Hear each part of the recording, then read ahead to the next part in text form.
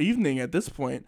Everybody, this is Corey Rosen with the Story Podcast. Today I have on a super awesome guest, Mr. Ron Caine.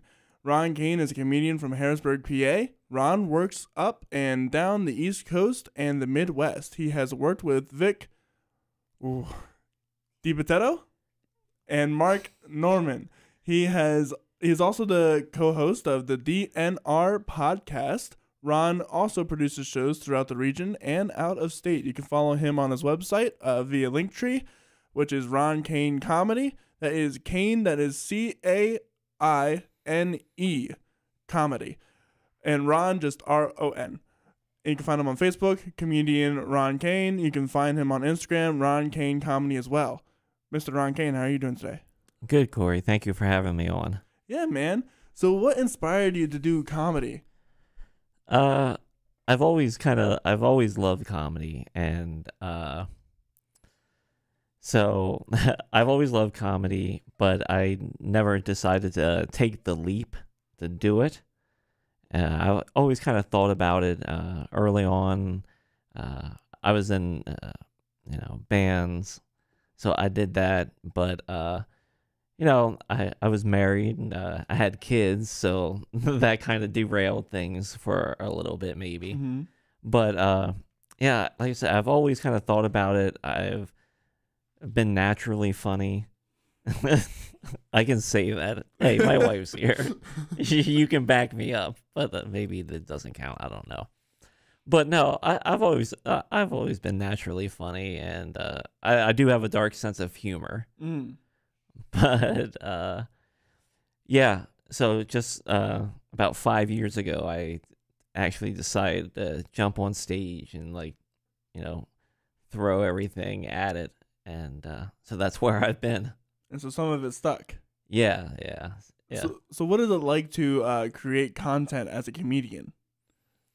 As in just creating it, just like jokes in general. Yeah. Oh. Just in general, well, every person is different. Every comic is different. They have a different process. So I know some guys they'll just sit down at a computer and write, and good for them. I'm not one of those guys. Sometimes I wish I could be, where I could just say, I'm going to do this right now, but no. Creating content for me is just kind of living in the moment. The content I write is something odd I might see in the world that just on just a normal day. Sometimes this is hard to believe. Sometimes I just have jokes pop into my head. I don't know how it happens. Normally, they're the dirtiest ones, right? The dirtiest or even the sickest ones. But for some reason, it'll pop in my head like a song lyric. Yeah, it's great. I find myself to be a very witty person as well. And oftentimes when someone says something, it just twists in my mind. And I'm like, I could say something that would be really funny, but not appropriate at all. Yeah, and that's the tricky part. It's like living a dual life. But, I do have a job, too, and you just can't go around, working material on everybody. Right. So how do you work out material? Kind of on everybody. No. Well, my wife, she's normally the first to hear everything. How does she take your comedy? Better. It's better now. She takes it with a slight grain of salt. Yeah. Well, honestly, I give her a lot of credit because, especially first starting out and as a comic, and depending on the type of material you're doing, in my hearts of hearts, I'm a dirty comic. So that means the writing process might be a little harder just because it's harder to get people to laugh at a darker joke But once you can get them to laugh at it, it's beautiful because it's just like, really, we shouldn't be laughing at this. Right. But you should, because the whole absurdity of it anyway. Right. Dark humor is based off the absurdity of the problem. Yeah. That it's highlighting as in regards to laughing at the actual people dealing with that problem or the problem that itself. Yeah. I would agree with that. But definitely first starting out, I would write dark jokes. I still do write dark jokes, but I'd still write dark and maybe what some people would call abrasive. Abrasive, and I think what's helped me is there are some people that would just write for shock value, but even when I first started writing, it wasn't about shock. It's just that's kind of how I see the world, and maybe the way I said things at a certain time was too blunt. Is probably a good word, but that's part of the complexity of it. But I feel like I'm going off on like too many tangents now. Oh, that's okay. But from a writing perspective, yeah, Laura hears everything from day one, and she'll tell me like, she'll tell me whether or not she likes it or not, and even the jokes that are really screwed up and really dark, she gets it that it's maybe not for her, but she will acknowledge that it is funny to me. Or you would just tell me, like, maybe you're not quite there with it yet. So how do you know when you're, because I assume you don't just write off jokes and they're automatically successful. How does one develop a joke and really turn it from, or tell me what a joke is, and how do you get those two parts? Yeah, what a joke is. A joke comes, I think, from my perspective, a joke comes in many forms. I think every comic will tell you, so you might, it doesn't happen all the time, but you do sometimes fall into a joke somehow, and it just works from day one. And it's unbelievable. It's just maybe that weird thought that you had, or that weird premise, and you decided to take it to the stage that night, and you did it, and it worked in front of strangers.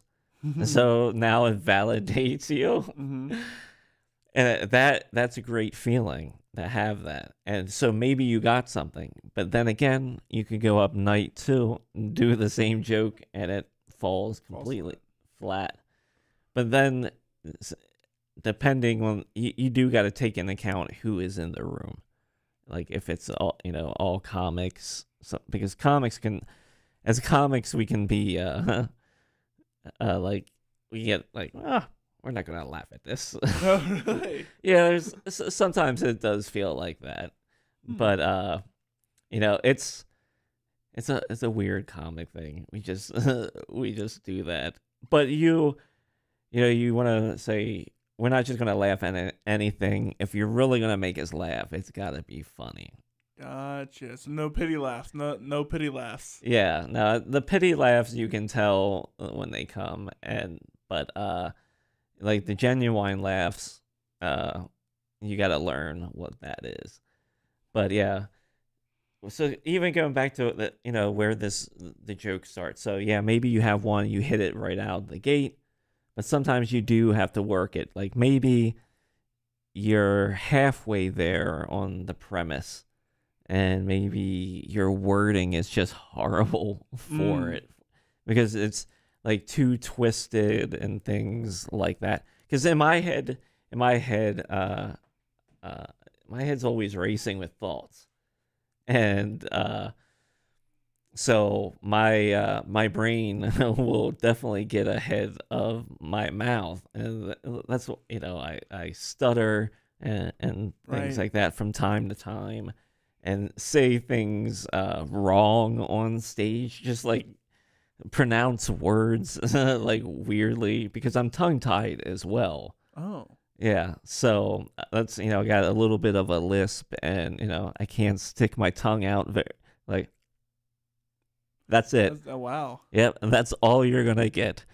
See, you get someone on here that has won a Grammy, and then you bring the level back down to someone like me that's going to show their tongue.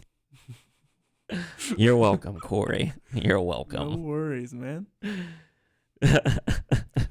Well, I mean, it's people got to start somewhere, and what's it like to be tongue-tied? I mean that has to have so many.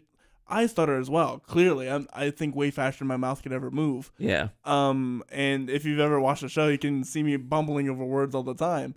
But how do you get past that as a comic? Because that's some place where it matters that you have to be in some respects. It matters you have to tell the joke right, to have it land correctly, to have it deliver that punch. I think for me, it was something I was always conscious about, especially starting, getting into comedy, because I would have to, I'd have to think about that, because I didn't want to get up there and be fumbling my words and things like that. So I think I worked a little too hard to make sure that I was saying things correctly. And so from that standpoint, I feel it slowed down like my performance development on stage. Like, because there's a lot, it's frustrating for me because the way I speak, and if you've had speech issues as well, you understand, you would get it. Mm-hmm. Is that, in our heads sometimes, like, you can say it perfectly. Right. You can say it perfectly. And you're like, oh, why can't I do that, like, to another person or on stage? And so, I had that going on, but, I worked really hard, for writing and things like that. And so it's just as late I decided I just said, what am I doing? Why does it matter if I speak horribly like this? I mean, what does it matter? Because where, I'm from Pennsylvania. Well, I was born in Baltimore, but I'm from Pennsylvania. And so you can hear in my terrible voice, everybody, that my cadence and my tone is like a weird, a little bit of Marylander. Yeah, definitely. I can hear it. Being from Salisbury, Maryland, I can hear it. Yeah. Because I can do a little bit the oh yeah. Yeah, I got a little bit of that going on. It's like a very weird mixture of just like white trailer trash mixed with, because I grew up in a trailer, but I don't live in a trailer anymore. Take that, Laura. I'm sorry, I just had to do that. But no, so speech has always been something I've been, cognitive of. But like I said, as of late, I've decided, like, time to cut ties with that. And there's the other aspect of, I don't know if you've heard of this comedian. He was on America's Got Talent, but there was one comedian that really had like the speech stuttering impediment, but he used that to his best advantage ever, and to the point where it was like I was dying laughing, because even though he was stuttering, the jokes he was telling used the stutter effectively to, like, his natural stutter. Yeah. To really land the joke. Yeah. So, I mean, you can probably, like, and that's a lot of things comics do to begin with. They use a lot of their weaknesses to tell really good jokes. It's a lot of self-deprecation. Oh, yeah, for sure. And, but even when it comes to, you can be, I'm self-deprecating to a point. Some people are even more so. Oh, yeah. They're really good at just tearing themselves down. Because Conan is like top tier self-deprecation, I think. Yeah. So, when it comes to me, I think maybe it's just like an insecurity. You have it all your life, and it's something you think about from time to time, and depending, whatever's happened to you in your life, it just might just make you very self-conscious. So, and so this is kind of going to the question of how does your life affect your comedy versus maybe how your comedy affects your life. I don't know. I almost feel like they're kind of intertwined at this point. Laura's kind of nodding. No, I do. I kind of feel like it's almost intertwined for me. I really like it a lot. It's something that worked for me because I spend a lot of time in my head, and I try. I'm pretty much writing every day, or doing something, creating sometimes terrible TikTok videos. Yeah, if you're interested in seeing some very weird and kind of crazy TikToks, you can check me out there, Ron Caine Comedy, and it's a little bit insanity. I'm finally finding my niche out of it. That's what I like to do as a comic, and like talk about life and intertwined. I kind of like to dig into things, and it's like, where does the joke come from then? Jokes can come from anywhere. So anywhere and anything. Yeah, it could just be something you see out on the street the one day, or it could just be, or just a thought you have in your head, or some weird observance that you just kind of picked up on, and like I said, sometimes they just pop into your head. I know I'm not the only one. It just pops into your head. Right. So, how do you collect all of these jokes and then create a performance out of them? Because a performance encapsulates multiple jokes. Yeah. How do you create that performance from beginning to end? What does a normal performance look like for a comedian, or at least for you? And how do you coalesce all of your jokes to make a flow throughout your performance? Yeah. That last word you said there is the most critical, I think, especially for comedy to me, is flow. Mm-hmm. I think flow is very important. I personally, I don't like listening to stand-up clips out of order and out of context. Like those radio comedy channels, it's nice that you can listen to that, but it almost drives me crazy.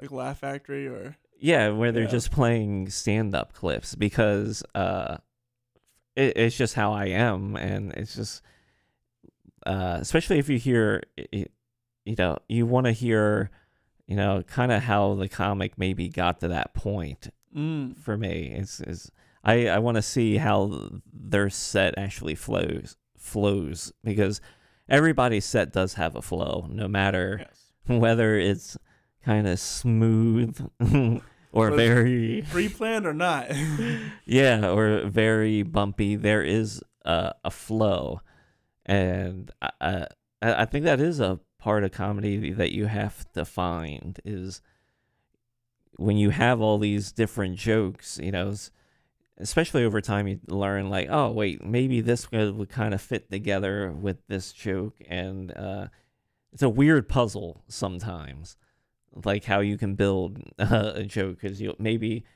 I've had jokes where I would start here, then maybe 2 years later something happens, and I'm like, wait a minute, now I can use it with this like little line that I had, and that's weird when it happens, but it's almost seems like it's the universe sometimes saying, hey, this is the way it should be, and you're like, oh, all right. It's interesting. When I watch a comedy show, they'll often create recurring jokes. They'll make one joke in the beginning, but then it'll start building and building and building. Like Dave Chappelle is a really good example of at least one of his recent specials he did. he made a really good joke in the beginning. It just kept building, and at the end of it, he recapitulated on that beginning joke, and it just kills. Yeah. And I'm sure that's by the well, obviously it's by design, but for him at least. Yeah. But I wonder if how he got there was by just that little, pop in the mind. Oh, I can relate this back to this joke. Yeah. Or, it could be. I don't know his process or what it entails, but yeah, it could be. It's because everyone writes differently, and a lot of comics we have a bunch of notebooks. We keep our old notebooks because sometimes you'll get to a point and maybe you're like, well, I don't really kind of like the path that I'm on, and let me go back and look to see if something I was maybe writing a year ago I couldn't get started seems more interesting to me at this point. Yeah, so yeah, because I'm sure if you look back far enough, you'll find something to make fun about. Yeah. Yeah. No, normally, like writing wise, it's not too bad to look at. Going back, what's can be rough to look at is going back to look at old performances, especially stuff that you thought in your mind was good. You're like, yeah, this, at the time you thought it was good, but then it doesn't age so well sometimes. Yeah, that's memories on Facebook. They sometimes hit very, very hard because it's like, why in the world did I do that? Oh my, yes, yeah. That's what like every old stand-up set that you go back to listen to. It's like a 5 minutes of regret sometimes. Yeah, I mean sometimes it's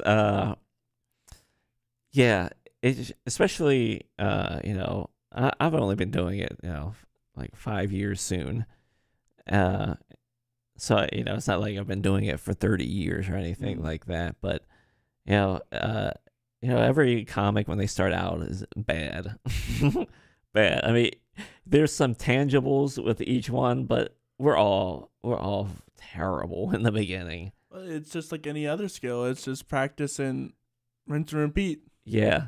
And then when you go back and hear sets, even 6 months, sometimes it's like, ugh, I was doing that 6 months ago. Right. I thought.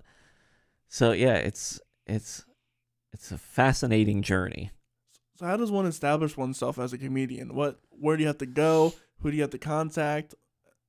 So on. Oh, yeah. What do you have to sign your life away for? If you have a scene in your area, even a little bit of a scene, you can try, finding an open mic is normally the first step. And that's, some people start with music mics, or what we call mixed mics, where they'll let you do music or comedy and poetry sometimes. Mm-hmm. So you start that path, start going to open mics. And really, once you start going to open mics, you start meeting other comics, and it's like a little sewing circle. Everyone talks, and you start talking to other comics, and you're like, hey, where's the next open mic? Or they'll say, hey, this comic runs an open mic on this night, this comic, or then you just start meeting that way, and hopefully you can go to mics every week, and you got to write and rewrite and rewrite and rewrite and just keep practicing. And for you, that's been, I assume, rather successful because you run your own open mic for comedy, right? Yeah, I mean, varying degrees. Let's not get crazy when Corey says successful. Let's not get crazy. Let's be gentle with that word today. No, I do. I produce 2 open mics. I have a open mic on Harrisburg, in Harrisburg on Monday nights, called the Mr. Tongue Open Mic at HMAC. I've been running that mic now that mic is a little over 2 years old right now since I've been running it, and it's been pretty fun. And it started out like any open mic where you only would get maybe 5 comics coming out. The good thing about HMAC, there's normally been an audience from the beginning. Mm-hmm. Even those first early on mics, I would normally have an audience of 5 to 10 people. And then just over time it grew, and now typically there's 17 comics that come through there on a Monday night. Oh, wow. Yeah, it's a pretty busy mic. It's I'm a stickler on how I run my mics. I run my mics like shows. I run them very tight. I run them on time because then people will stick around for them, because there's 17 comics, but that mic will run 95 minutes at the most. Mm-hmm. And that's good. It's how it should be. It's not it doesn't feel like a punishment being there. I mean, some nights always do feel like a punishment to a comic, but for people that come out, and we normally get a pretty decent audience every week. Sometimes, we're getting 20, 30 people sometimes. Wow. Yeah. That's pretty good. Yeah, it's been great. And it's like any open mic. I mean, we have mic weeks where you don't get a lot of people, except for the comics. And summer is always a tricky time for comedy. Really? Yeah. Why is that? Well, because you're competing against some better weather, especially Oh, that's fair. in the Northeast, because now people can get out, especially after everything with the pandemic and stuff. People just want to be outside. Mm-hmm. But yeah. And there's so many summer events that you're also probably competing with. Yeah. That makes a lot of sense, actually. Yeah. So yeah, I mean, it's just, but it's the it's the entertainment business, right? So it's always kind of sketchy like that. So how much time does a normal comic, or how much time does a comic get? I guess because you run it strictly. How much time does a comic get for their set? Each comic gets 5 minutes. 5 minutes. That's a lot to cram in 5 minutes. Yes. To make an impact. Yeah. In the beginning, 5 minutes. When you first start in the beginning, and they tell you you're gonna do 5 minutes, it seems like a mountain. It's a mountain climb. You're like, oh my God, how am I gonna fill 5 minutes? Oh really? Yeah, because especially if you're not good at getting in front of people in the first place, that's something that you're gonna have to overcome. Right. And so, some people get a little stage fright, and they're forgetful a lot because you got a lot going on. It's yes, it's to be expected, and it happens to everybody. But I've seen people come to do mics, and they get up on stage, and then they completely freeze, and they don't say anything, and it's silence. And you feel bad for them because you tell them, it's like, you can't get off the stage, but they'll stay there. And when that happens to somebody, that's 5 minutes. It's like an hour. It feels like an hour in real time. It is. Yeah, it's like when it goes into his talent shows and they just stop, and it's like, oh no. Yeah, and so much tension is building in the room because everyone's like, what's happening here? Mm-hmm. So yeah, but that can happen to anybody. So yeah, people start with 5 minutes, and 5 minutes is normal for a mic. Really? Yeah. I would think that'd be short. No, on like there's when a mic is very busy and you have a lot of comics, you got to cut down time because you can't have everyone there all night. Right, of course. Yeah, because it would just be a long night. So you run 2 shows. You run the one at HMAC and the other one? The mic on Monday is HMAC. Then Tuesday, I do another mic at the Kennel at the West York Inn. Okay. Yeah, I know it's a strange name for a venue, but it's a cool little venue if you've never been there. I know a lot of people know the West York Inn that is from this area, and it's always been like a small little little divey bar. Mm. But over the pandemic, they decided, hey, we want to do something with this room in the back besides just have pool tables. So they got rid of all their pool tables, and they put a nice stage in there. It's a nice little venue. That's cool. Where is that at? Is it in York or? Yeah, right in West York. Right in West York. Oh, so West York is a place. Yeah, right on. Yeah. I'm not originally from here, so I wouldn't know.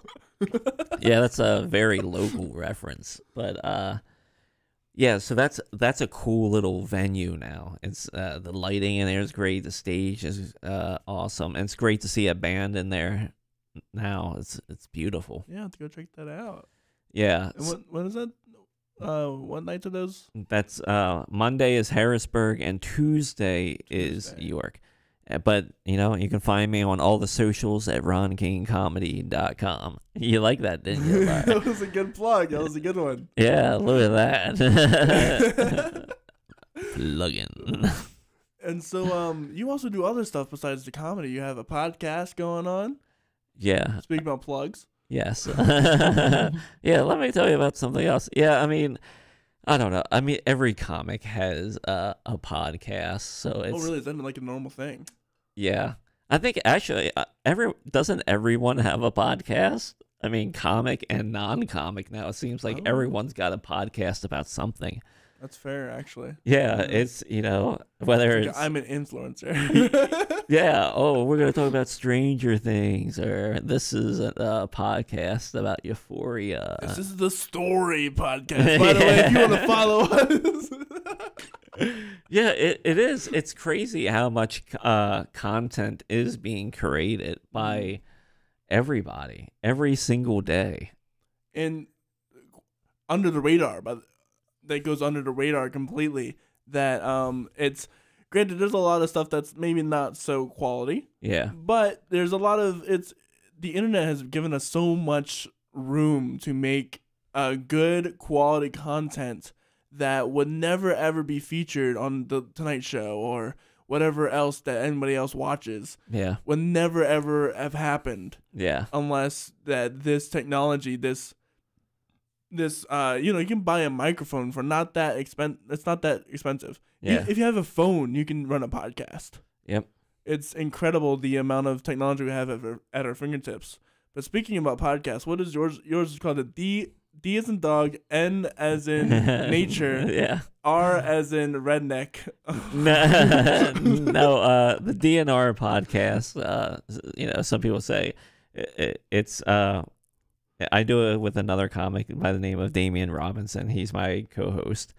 And also super funny. Yeah. And so, you know, people thought it's like, you know, is it Damien and Ron? No, for us, it's just Do Not Resuscitate. That was. Oh, okay. Gotcha. Yes. Yeah.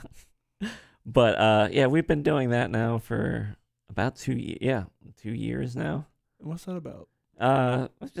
It's our normal everyday. It's our podcast journey has been very interesting so far. Well, we just recorded our 101 episode this past week. Dinosaurs, something about that, right? Yes, yeah. The selfish dinosaur. The selfish dinosaur, yeah. Yeah. No, our podcast started out as, you know, I guess maybe topical, as you wouldn't even say. Like, we'd just start out with regular topics. Actually, I'll go back even further than that. Okay. We'll get into the origin story of this podcast. What everyone's asking. You know what? This is what's going to happen, Corey. I'm going to tell you the origin story of this podcast. Then we're going to start a side podcast talking about the origins of the DNR podcast. Synergy at its best. See, I'm thinking, man. I'm thinking. No, the origins of that is it was, you know, I think it was pandemic time. Yeah. Oh yeah. Yeah, during that time. Yeah, because it would have been August of 2000 we started it. And you know, I'd known Dame here and there, and you know, talking to him, you know, I would, you know, we weren't friends. We were definitely accomplices. Partners in crime, whatever you want to call it. Yeah. Colleagues. No, colleagues from doing comedy, and we got along and things like that. And I was thinking, because at that point I was a couple of years in, and I was like, I want to start. I guess I'll start a podcast too. And I thought about doing one that would be just me, but then I was like, nah, I don't want to do that. Then it's hard to run a podcast by yourself, like to carry it by yourself. Yeah, and just to sit there and talk. And I thought about it too. It's like, you know what? I don't even really like. I like conversation between people, right? Not just like a one-sided all the time. It's besides the monologue, yeah. Yeah, it's if you're looking for, like, Bill Burr's got a podcast. That's all. It's all him. And he just kind of rants for 45 minutes to an hour. But that's Bill Burr. Yeah, so, right. He could do that. He could legitimately do that without a problem and have some really good stuff. Yeah, and sometimes, it's just about sports because he's a big sports fan, so he just talks about that too.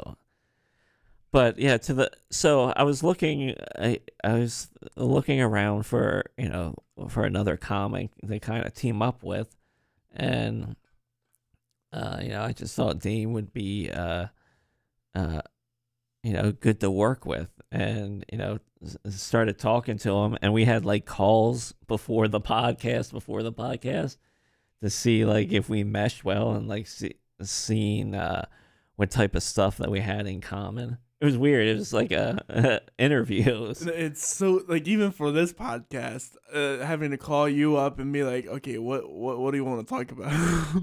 Yeah. So, yeah, and you have to do that. You got to find out if there is at least some connection. Yeah, either connection, and for you, doing a pre-interview, that makes sense.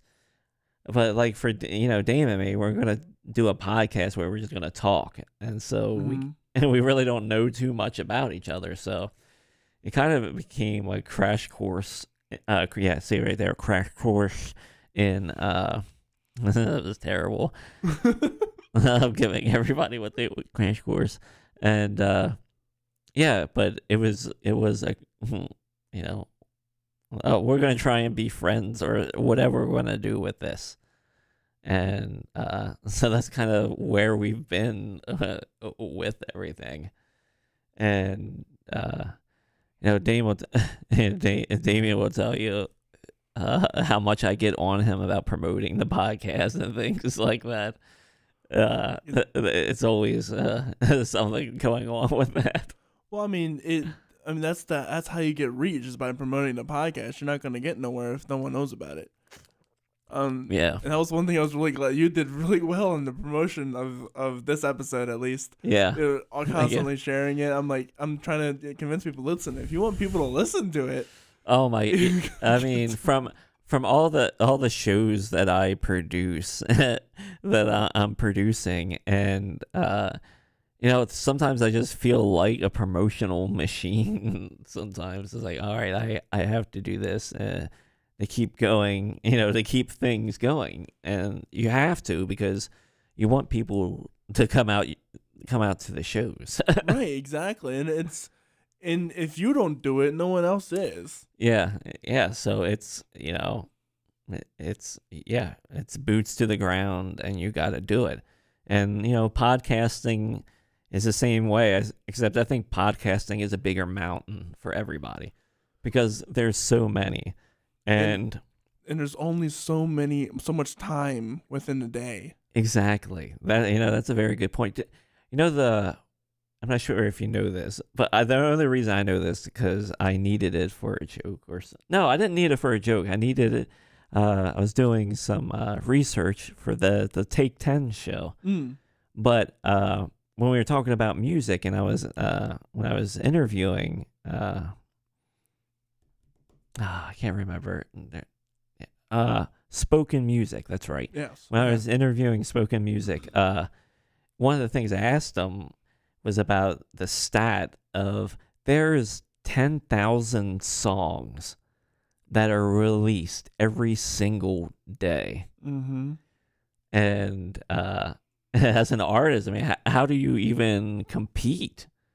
It is crazy how you have to compete, and even for anyone to get noticed. Right. You can't listen to 10,000 songs in one day. No. If you try, no matter how hard you tried, you could not do it. Yeah, and I think everyone gets delusional sometimes, or thinks anything's possible, and well, on some level it is. Yeah, but I mean, I don't. That sounds terrible. I don't want you to think anything's possible. I mean, come on.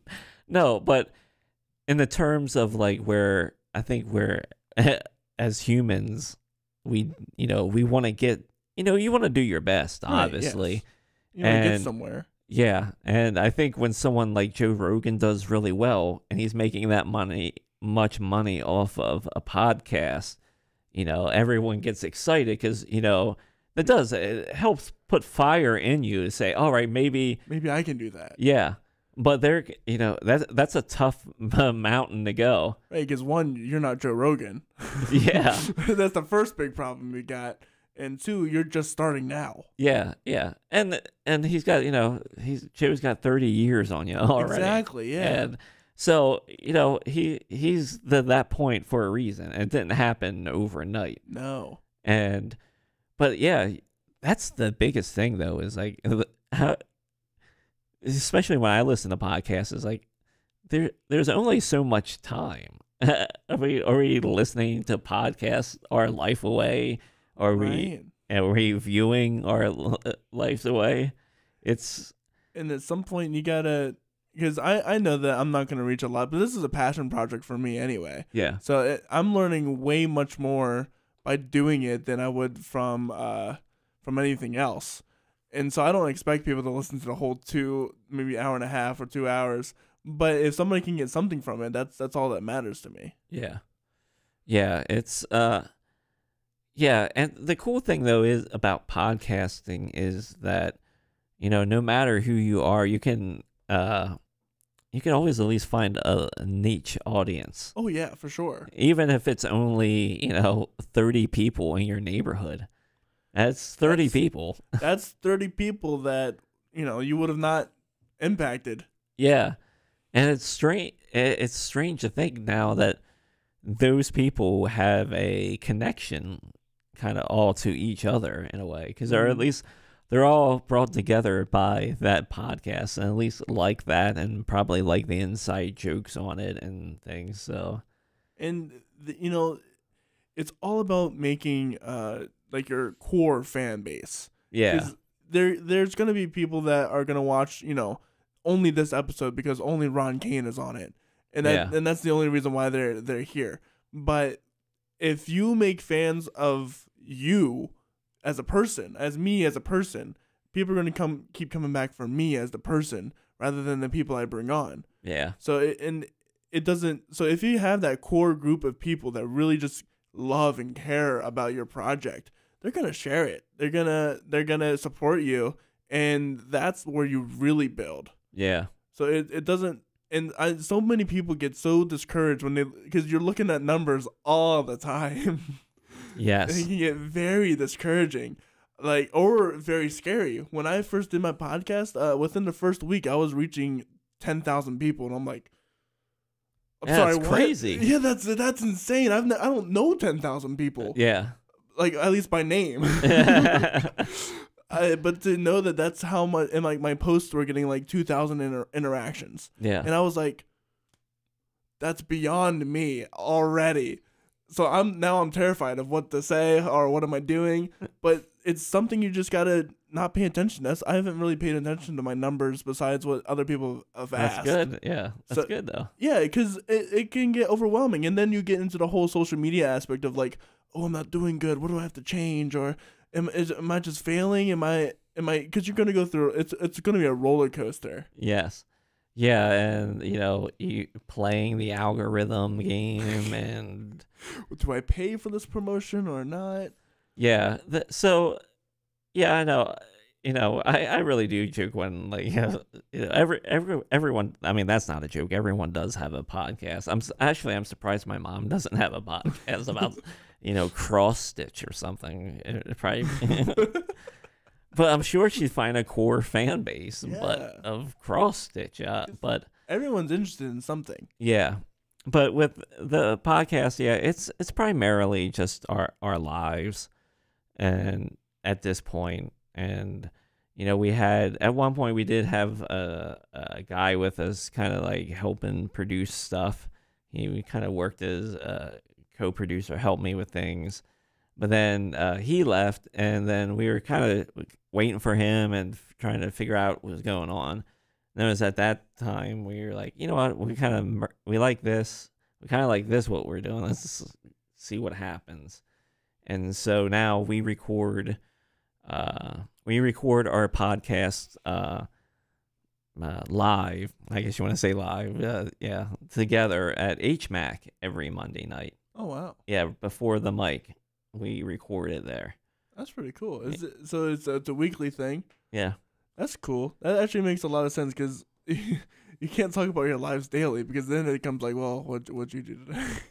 yeah, and especially because we're still working day jobs. Mm-hmm. So I mean, if you did, what were we gonna talk about? Hey, what happened at work today? Right, exactly. Yeah. Yeah, I guess someone would listen. Yeah, but even I was about to say, even surprisingly, I've listened to so many podcasts that are just two dudes or three dudes or whatever have you, just talking about their daily life, and I'm like, I can understand the appeal that people like to hear conversations and like panel kind of stuff. Like, because funny stuff happens or interesting stuff happens most of every day. Yeah. But to have something weekly like that, where you're just talking about for 45 minutes, I don't think I could talk about my day for 45 minutes. Yeah. I think that the thing that we've been trying to work on more is, when we talk about something, is just kind of like really digging in and really kind of like painting the picture of like what's really happening at that moment in time. What the people look like, or what kind of interactions are you getting? Because that's like the type of stuff that I like to hear. I want to hear that interaction and things, because oddball things happen to people every day. Mm-hmm. And weird things might set you off and might make you angry. So I think it's good to talk about those things. Oh, yeah. It's you can bottle up so many things without realizing it. Yeah. Yeah, and so we just kind of, try and do it and see what happens. One of the coolest things we've done as a podcast, though, is we did live shows. And those were very fun. They were very fun. What does that mean by live shows? So we would do the podcast live, and we did they kind of had themes to them. And the one we did was it was called Slightly Roasted.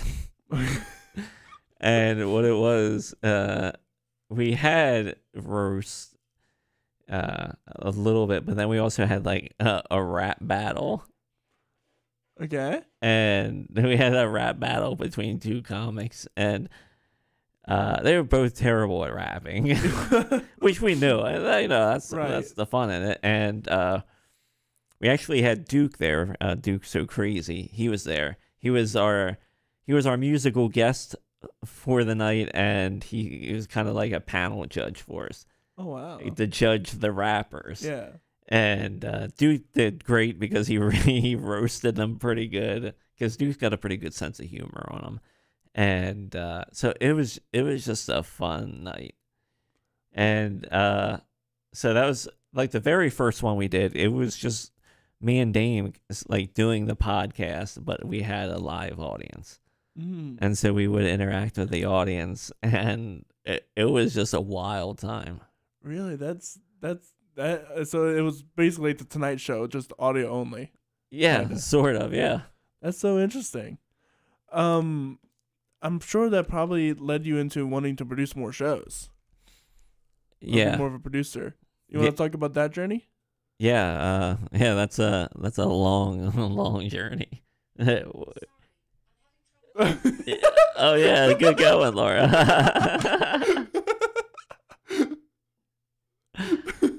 Now we have to start over. All over again. All over.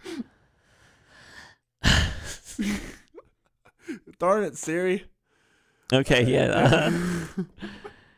Yeah, that was definitely different.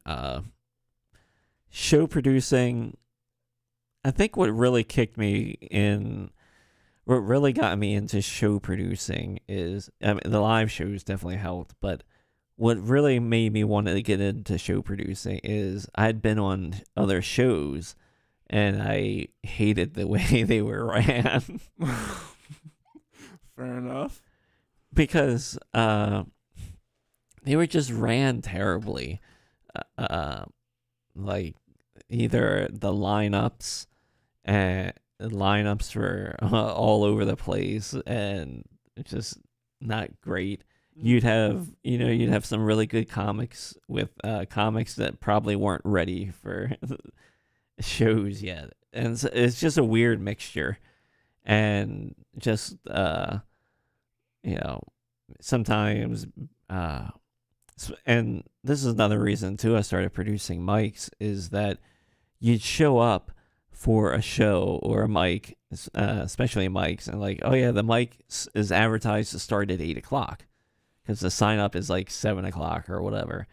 And so, you get there and you sign up, and say if you're there at 7, you're already waiting an hour, and then, the host is like, hey, we're going to start getting the list together, then maybe we'll start around 8:30 or something like that. Oh, no. Yeah, so now you're already sitting for an hour and a half, then depending where you're at on the list.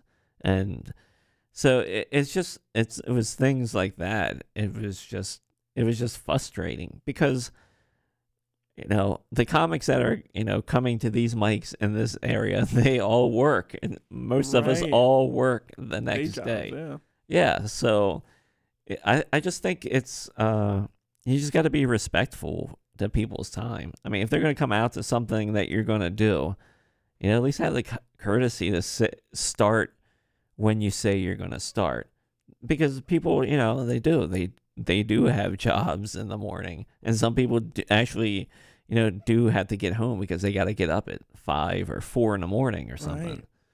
So yeah, so that was one of my main drivers. So I always told myself, if I'm gonna run a mic or I'm gonna do a show, it starts on time, no matter what. And that's such a pet peeve within like the entertainment industry as a whole, at least on like a local level, is that a lot of people come late or they start late or et cetera, et cetera, et cetera. Yeah. Punctuality is super important. I think in that aspect, when you talk about it, it's like old school show business, it's kind of like rule number 1, like the show comes first. Yes. So you start on time, and that the show is what matters. Yeah, and I feel like that's a loss on a lot of people today. Yeah, because it doesn't matter who's. Yeah, it's strange too, because like years ago, like the host was like the most important thing of the show. Mm-hmm. And now you see a lot of shows where you don't know who the host is, or if you do, what are they doing? yeah. And like for some of my shows, I'm not like my Fratelli shows. I just have like hosted by, but I don't have a picture of myself on that one. Just the comics. But then my Fratelli's one, then I should have a picture of myself on there, because I was like, well, I might as well at least put myself on the poster at least once for this, because it is nice to have your face up there. But two, I want people to know that, when they come to one of my shows that I produce, it's going to be a good quality comedy show. Yeah, because once you start tagging your name to things, that's when stuff almost gets real. Yes. Because that's when you start building your brand, your reputation, all based off of that byline. If something goes wrong, that's on you. Yeah, yeah, I've seen, just over the years where you see, people that they'll put together comedy shows, but they don't really know anything about comedy because it's like, well, this is easy to do because it is slightly easier than music because you don't have to worry about instruments most of the time. The only thing you really need is a PA. Mm-hmm. But it's talent at that point that you really need to pay attention to. Yeah, but then some people don't look into the talent they book, and right. And then they charge people, like a high ticket price. I mean, like too high, either like 20 plus or more. And you're like, really? For that? It's like, okay. But then you normally see, the market does work itself out because those people normally stop producing shows because. Exactly. Yeah. It's crazy how the market works. The market will take you out or lift you up depending on how you treat it. Yeah. So that's one thing that I really try and work hard and, strive for that, if you're going to come out to my show, whether it's free or if it's something what you're paying for, I wanted to be at the same level, each time because the show is the show. Mm-hmm. And so even if there's like no cover charge or it's free or maybe like I pass the hat, I do. I just want people to know like, hey, we're going to have a good time. So this is worth it.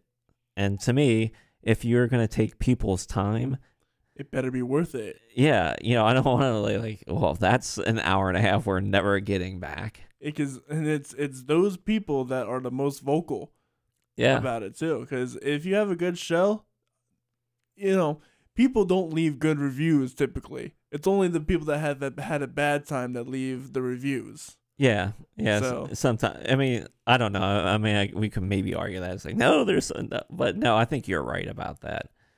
But yeah, I want people to have a good time. Like last night was my the comedy cookout at the HMAC courtyard, and that turned out phenomenally. It was the whole courtyard was full. The back of the area was standing room only. There were people on the porch watching, and yeah, it was a great night. It was just an awesome night, and I started that show at 9:00, and I think we were done by 10:20 because I wanted to run that show a little shorter. But it was a great time. Nice and concise. Yeah, because I felt like if you go, it's those settings can be weird because that is the one thing about doing those courtyard shows at HMAC. Something weird normally happens over the course of the summer, and like last night, we had one comic on stage. It was Manny, and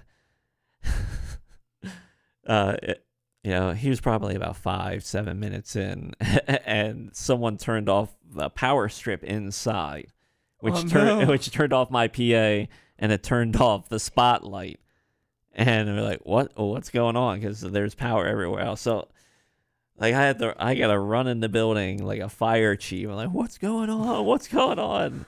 And it just turned out that's what it was. Is the power strip was turned off because inside earlier there was some musicians playing, and I guess they were done, and they turned it off. And they're like, hey, come on. Yeah, well, sometimes that happens.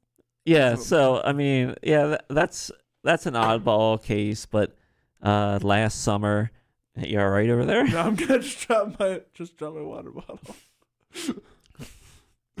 Now you probably just destroyed someone's ears. That's right. Yeah. I'll put it over there. But last summer, when we did shows there, Mike O'Donnell, he was up on stage and he was doing a set, and a bearing went out on an exhaust fan in the kitchen, and all you could through his whole set, it was like this squeaking on and off. I mean, good for Mike. He powered through. He was like, it was just, yeah, he powered through with it. And Mike actually made a comment. He's like, I know what's going to happen. I'm going to finish my set. As soon as I say I'm done, it's gonna shut off. And he was right. He said it. He did his last joke. He said, it's like, I'm out. It immediately stopped. Completely done. He completely called it. It's always weird how annoying stuff will stop as soon as you don't want it to stop. Yeah. Or, I've been having this problem at my apartment for a very long time, where something will chirp, will say, technology hates me.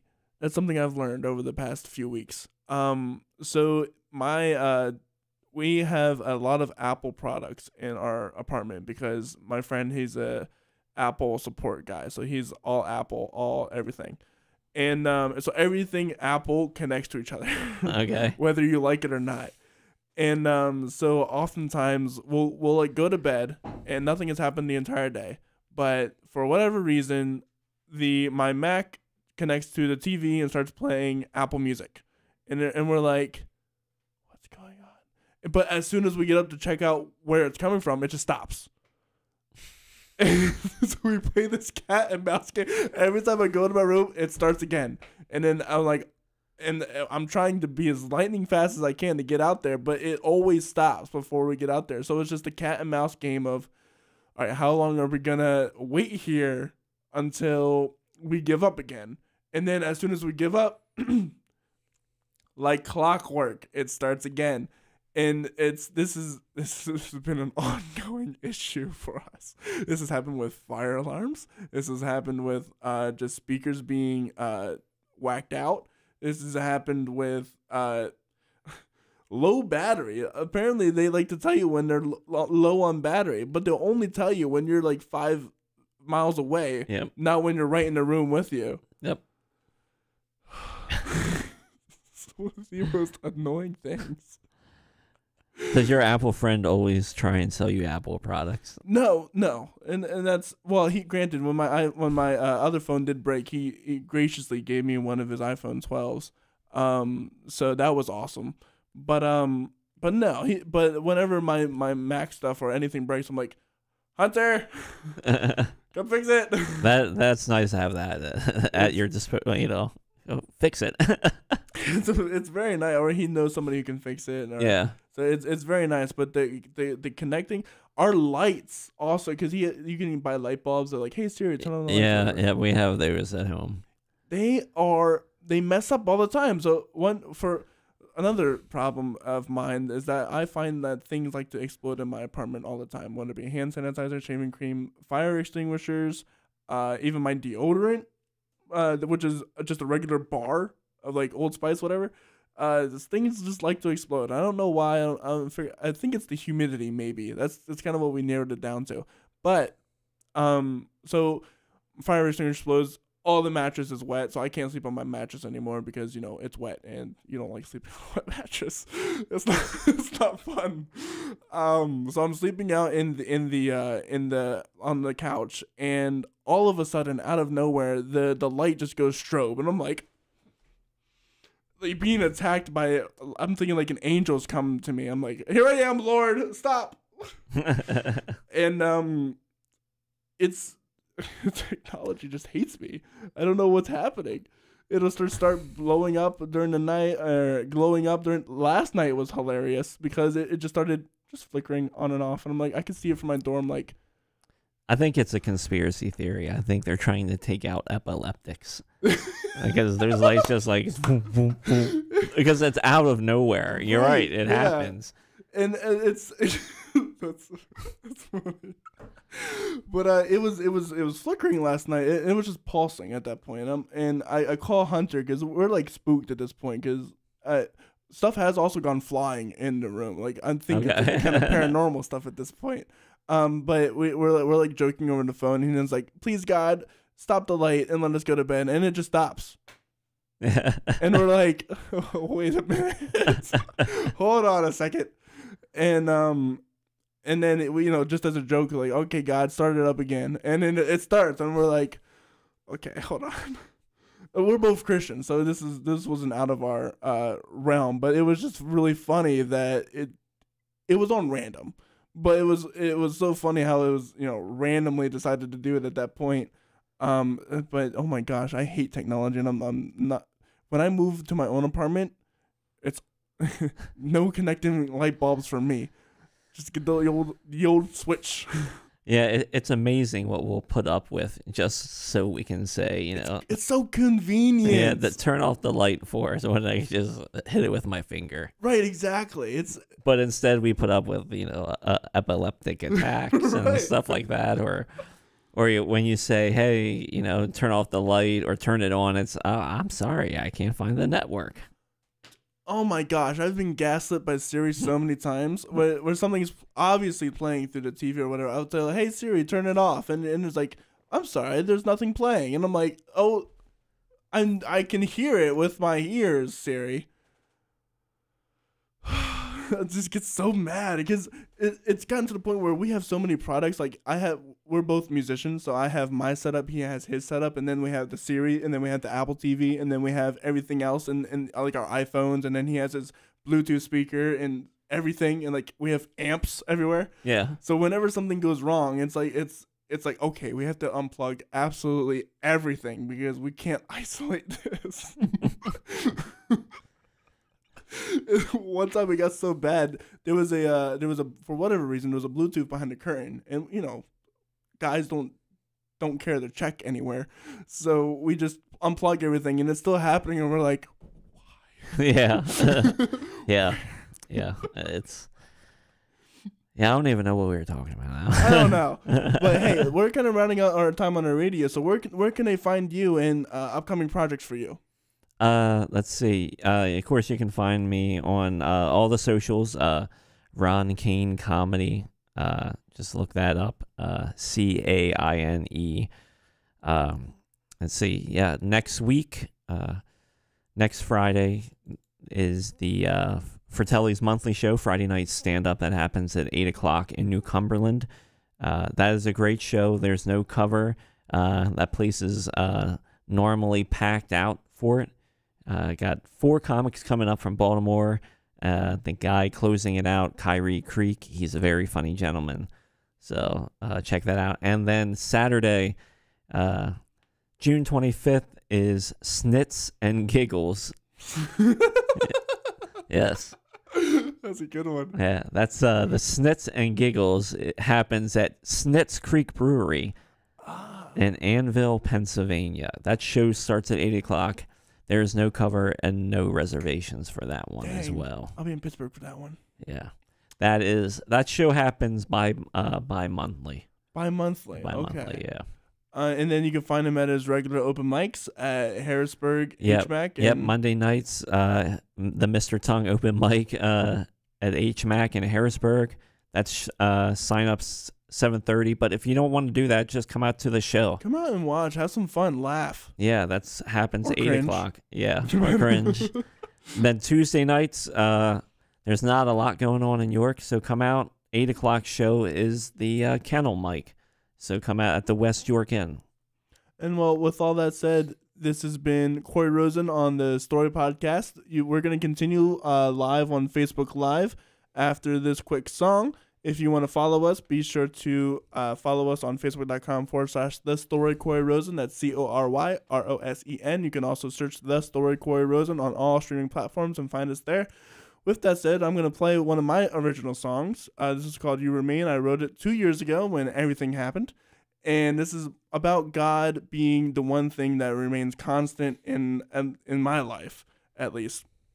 When everything else falls away, when governments fail, when for any reason, for when anything fails, when pandemics hit, when all sorts of stuff happens, one thing I can always count on is God, and He remains.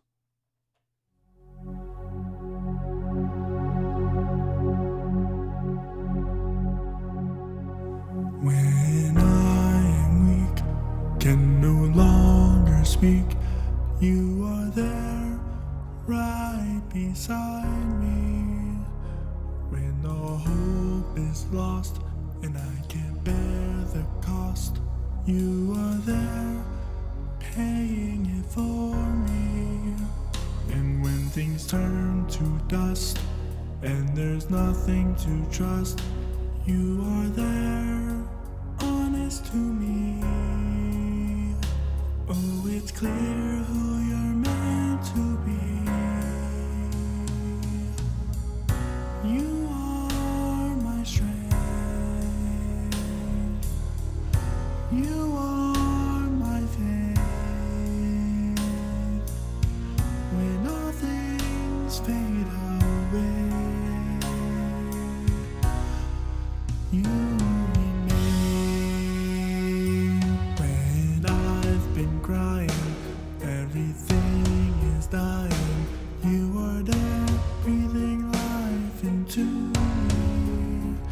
And all I do is fear, and nothing seems clear. You are there, comforting me.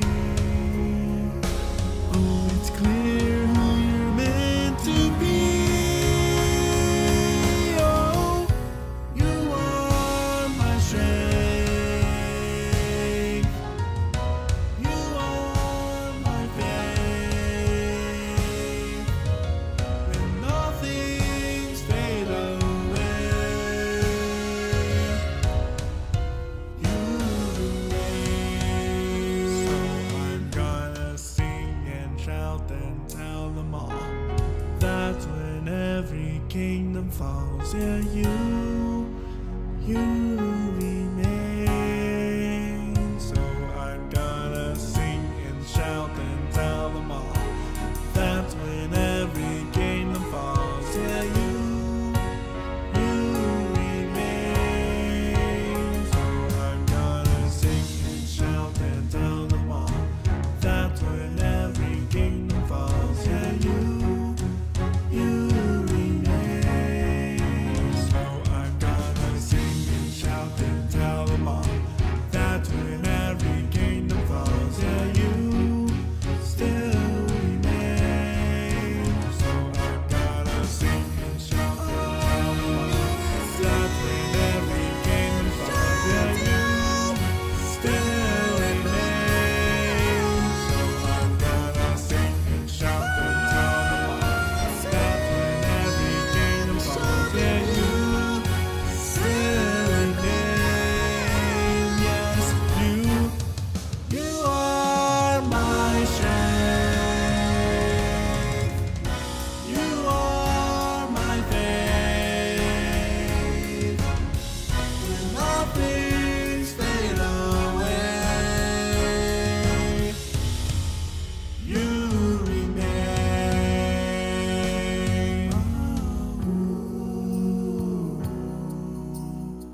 You remain.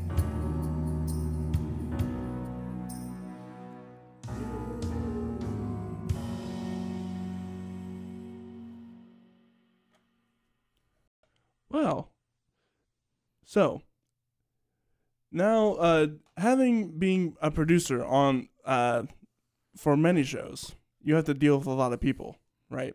Yes. Yeah. And you have to deal with their personalities and their egos. How does one manage people's egos, people's desires of what their big idea is versus yours? How do you do that? Such an easy question. I'm glad you asked it. No, it can be tricky. I think to be a good show producer, I think you need to know people and kind of how people work in general to be a really good show producer, because sometimes it is about managing that. I mean, you don't get a lot. I mean, you do. There is ego on out there. Everyone's got ego and things like that. But there are comics. I mean, all comics, like I said, we are like a sewing circle, right? And we all talk to each other, and you learn about people like which people you don't want to work with because maybe they could be toxic or maybe they are. They're just they are toxic and they're almost like a show killer. More of a hindrance. Yeah, and so you don't want to work with them. Luckily, I haven't run into anything too crazy yet with that. But I've heard stories. People get into fights and things like that. But like, if I know two comics don't generally get along, I wouldn't put them together on a show. Gotcha. Just out of spite, like, oh, right, I want to see what happens. No, I mean, why would anyone want that? Because you want what's best for the show. Right. So, being a comic myself, and even though I really like producing shows, sometimes I feel like, like in like any sport, like, there's player coaches.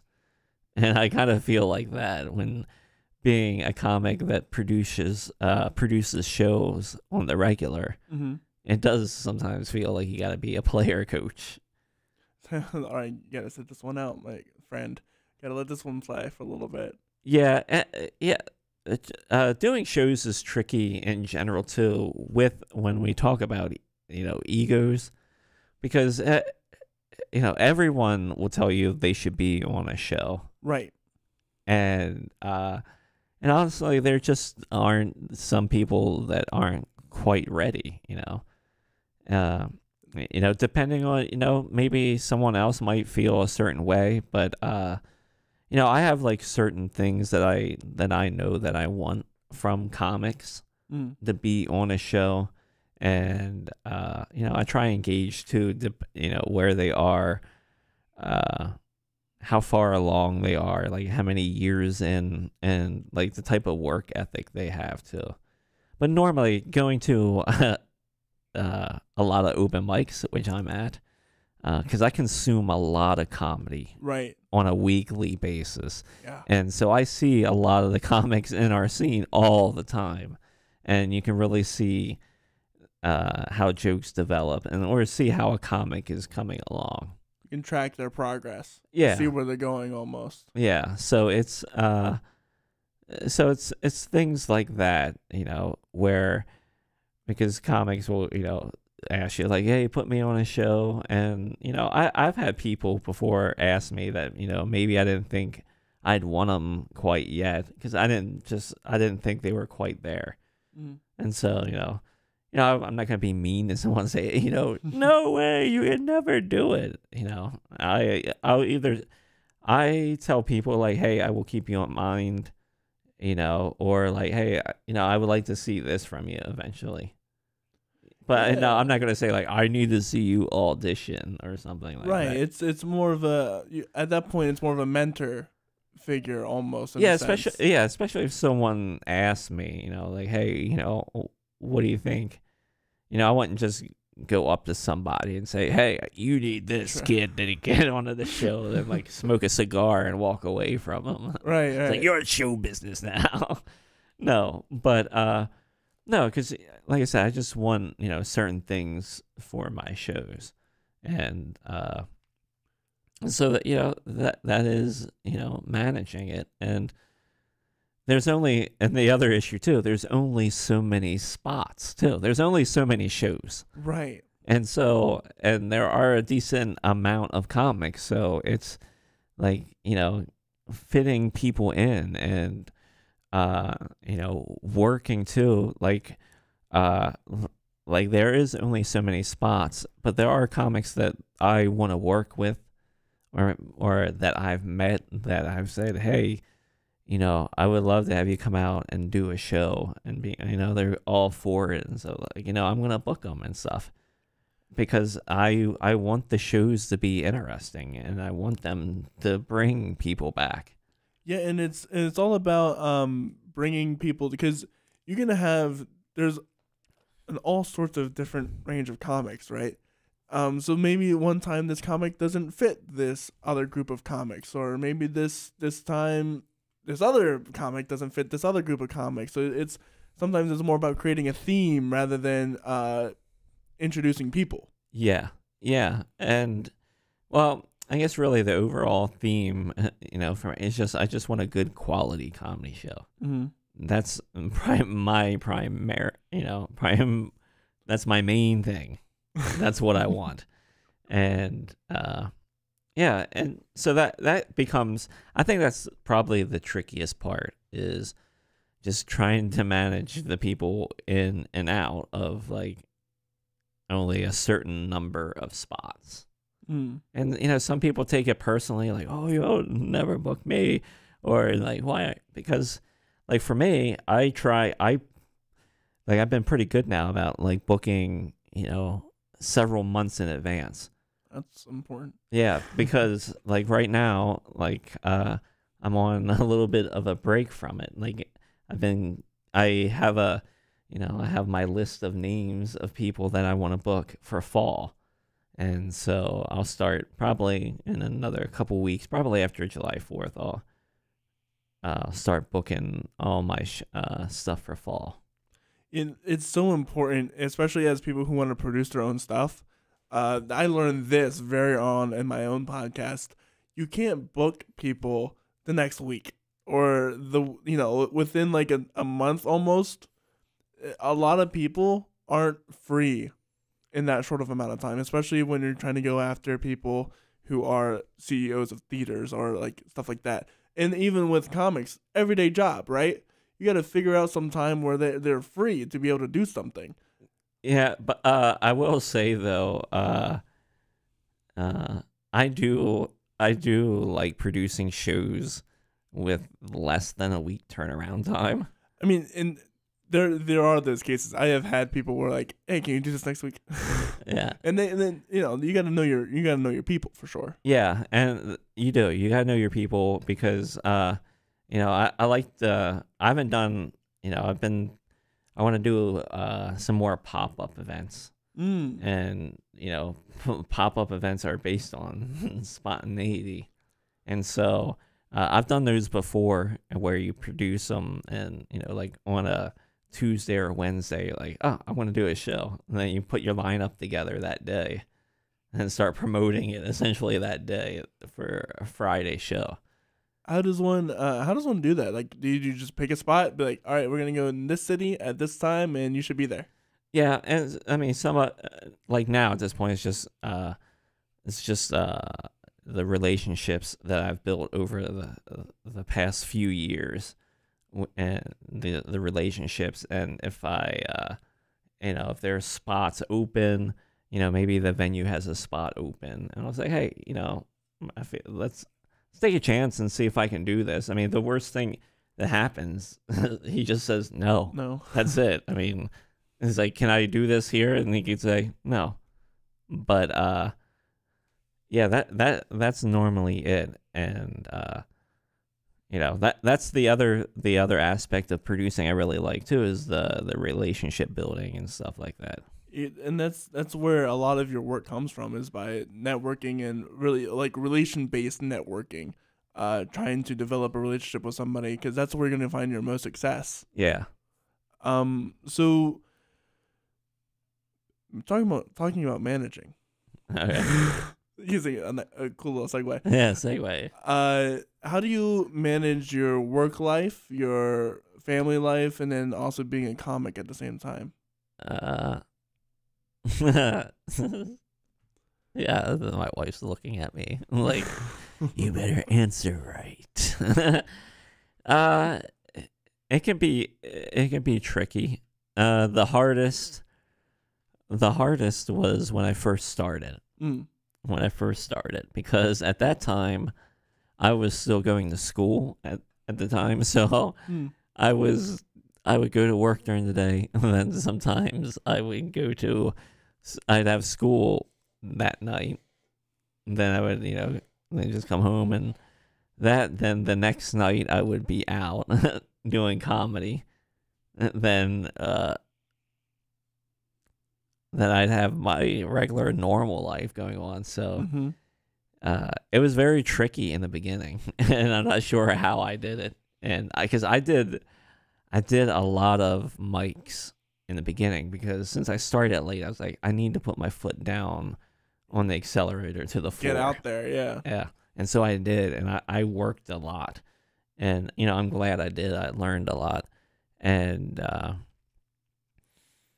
but yeah, it can be challenging. It's a little easier now because our kids are older, and, you know, it's just primarily me and my wife now. So it's pretty cool, actually, because it's like we're back to where it started. Yeah, it's like freedom again. So that's kind of cool. It is. And that's been like that for, a couple of years now. Not much, but it's fantastic.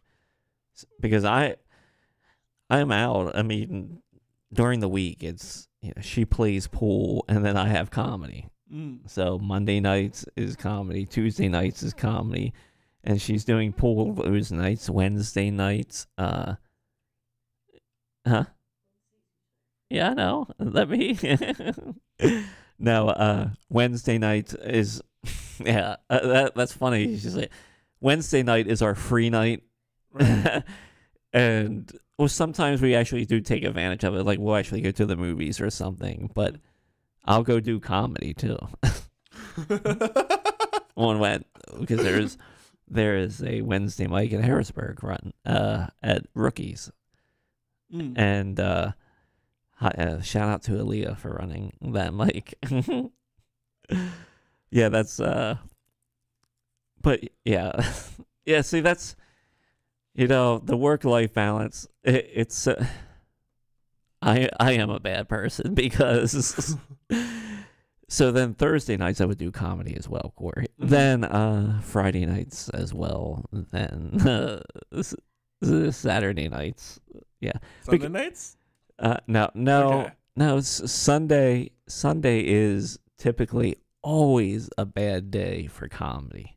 Sunday is always a bad day for anything entertainment, almost. Yes, yeah, I would completely agree.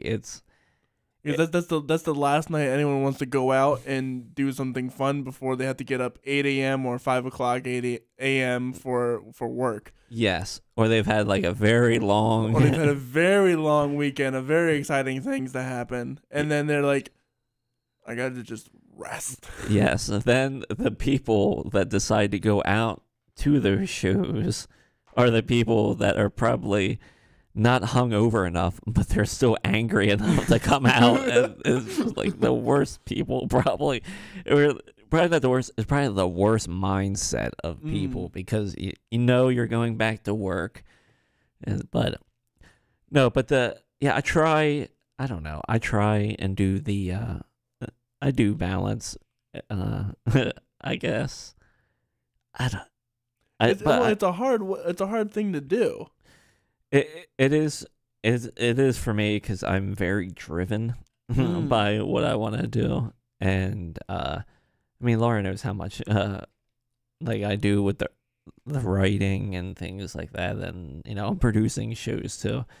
But at the same time, I love it so much. yeah, she does help. It's so crazy because people will always see me, and I don't like to work a lot, but thank God I do a job that I really love, actually. But they'll see me working all the time, and they're like, "How do you do it?" And it's like, "Well, I love this. This is awesome. This is what I want to do. Yeah, I don't see this as work. This is actually relaxing for me." Yeah, it is. There is. Yeah, that's a great point. It is. It is very true. You know, if you do find something you love, it's not work. It is not work. No, I mean, like yesterday, it's like I like the pressure cooker of the show. I love that. I kind of like that on me for some reason, but at the same time, I'm so hard on myself. Like, right, I did that show, but I would say the show was fantastic. It was great. We had a lot of people there. Comics did great, but my hosting, I wasn't. Yeah, I thought my hosting was like, it was all right. It was passable. Some stuff worked, but that was my own fault, and I know why that happened because, you know, I got offered a shot by someone and I took that shot. Then, you know, 10 minutes later, I have to be up there. Then I'm like, Right. whoa, because I don't drink it. I don't drink that much anymore. So I'm like, whoa. But yeah, it doesn't feel like work. And I'm driven too by this fact that I feel like I feel like I got something to prove for some reason. I'm not sure who I'm proving it to, though. You don't know who told you you will never succeed as a comic, but or as a producer or whatever. I had this mentality too, especially starting out, because like I said, I do dark and dirty material, Right? and that's where I like to play. Now, as I've done comedy more, you know, I do clean material, and when I say, you know, when you say dirty, some people think, oh my God, that just means you swear a lot. That's not what it means. Yeah, and for me, I try and not to swear that much, because I feel like swears are great, but if used properly, yes, you got to use them properly. And you know, like comics like Carlin and stuff, where you need to know where to drop that perfect F-bomb, because it's just a little icing on the cake. Right. It's like, imagine, you know, Marvel movies, they're only allowed one expletive per movie. Yeah. So you know for a fact it's going to be used to the nth degree, and it's going to land so hard. Yeah. So yeah, it's with expletives especially. It's something you got to really focus on, because you can use that if it can be overused, and people are like, Oh yeah, and because people don't like expletives 24/7. Yeah, I mean, you see it. You see it all the time in comedy. You know, especially open mic comedy, because you know it's just human nature. Because I know at mics I swear more than I ever do in a normal set. Because not all the time, but I know just sometimes I get lazy. I'm like, it's just fun, because sometimes it is. It's just fun to swear like that. But you know, it can lose its impact because it just becomes filler. Right. It's just kind of like your ums, likes, and yes, all that other stuff. Yeah. Then, you know, if you have filler swear words and then throw in a lot of ums and things like that, and just trying to avoid. And as I say, right now.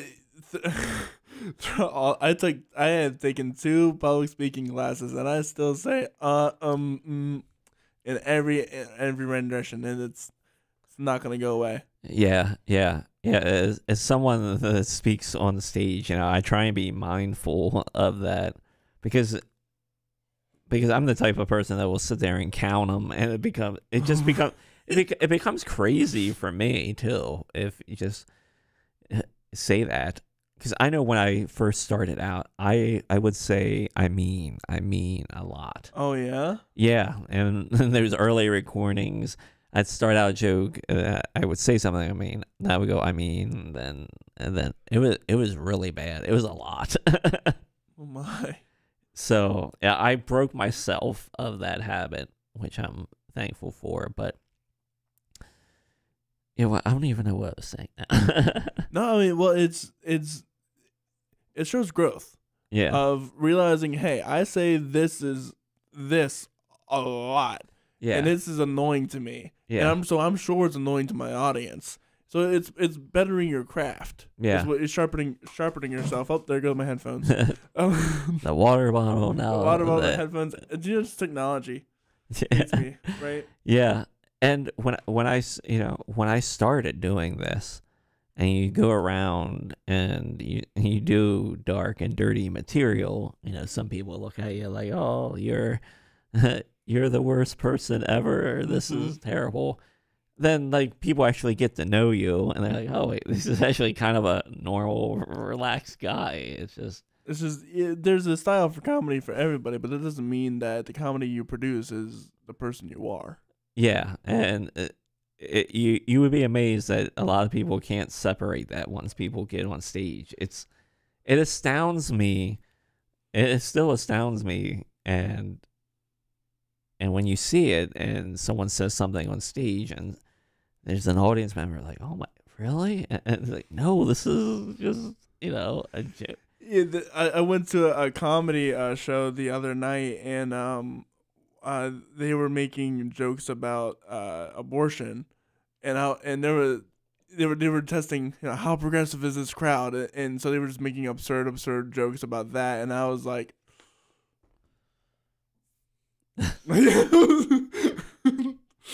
yeah, it's but it was. I like dark comedy as well, but it was just at some points I was like, but then I realized, okay, this person knows their audience. Everyone else is cheering. It's only me. So yeah. they know their audience. They're playing to the audience, and then that's not who they really are. Yeah. I mean, early on, especially doing dark. That I'm saying it again. I feel like I'm definitely like delivering some political message, dark and dirty. But when you're doing dark and dirty, especially in the beginning, what you have to learn is how to. You can't bring a lot of times. You can't bring it like a hammer. Every time. Right, it's a slow boil. Yes, and that becomes the dance that you have to learn is how to present something. It's funny saying it out loud now. How to it still makes me laugh, so I guess that's a good thing. How to present this awful, terrible idea and make it funny to people. Right. Yeah, it is that balance. The comic. He started off with that, and I was like, "Whoa!" I was not prepared for that one. Yeah. But I can say as a comic too. I can say as a comic too. It's fun to sometimes just drop a hammer like that and just a haymaker. I know Laura would get mad at me sometimes on shows, and I would do sets and. Sometimes I would just dig myself into holes because I couldn't let something go. But sometimes as a comic, that's fun to put yourself in that hole and try to dig your way out. Just to dig deeper. Yeah, either it becomes it's either see, can I dig myself out, or I'm already in the hole, so I'm just gonna keep digging, and I want to see how far I can get. Because that's what happens to you, and doing harder stuff like that, you're probably more apt to like, I want to see how far I can push, right? Or even if I push, let's see how far I can take them after they break. Yeah, it was really funny. Because there's that wasn't the line for that audience, that topic. But when he talked about he started making Christ jokes specifically, he was like, "Oh, I hit the line." Well, yeah, I have a joke right now about empathy, and the opening line is so great. It's very funny, and it gets me a laugh. And then I have a setup to another joke that goes with it. And now I have to retool that joke and either say it differently or just change it altogether, because the past couple times that I've done it, it hasn't really done anything for me.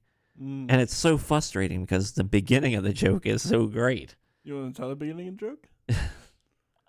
Yeah, I mean, I can tell it on here. This is fine. Well, we're off the radio, so yeah, it's just Facebook. Oh, yeah. Well, I mean, it's not even that. The opening line is just... So my wife says that I don't have empathy. I really don't understand what she's talking about. Yeah. So there it is. Yeah, so that's how it starts.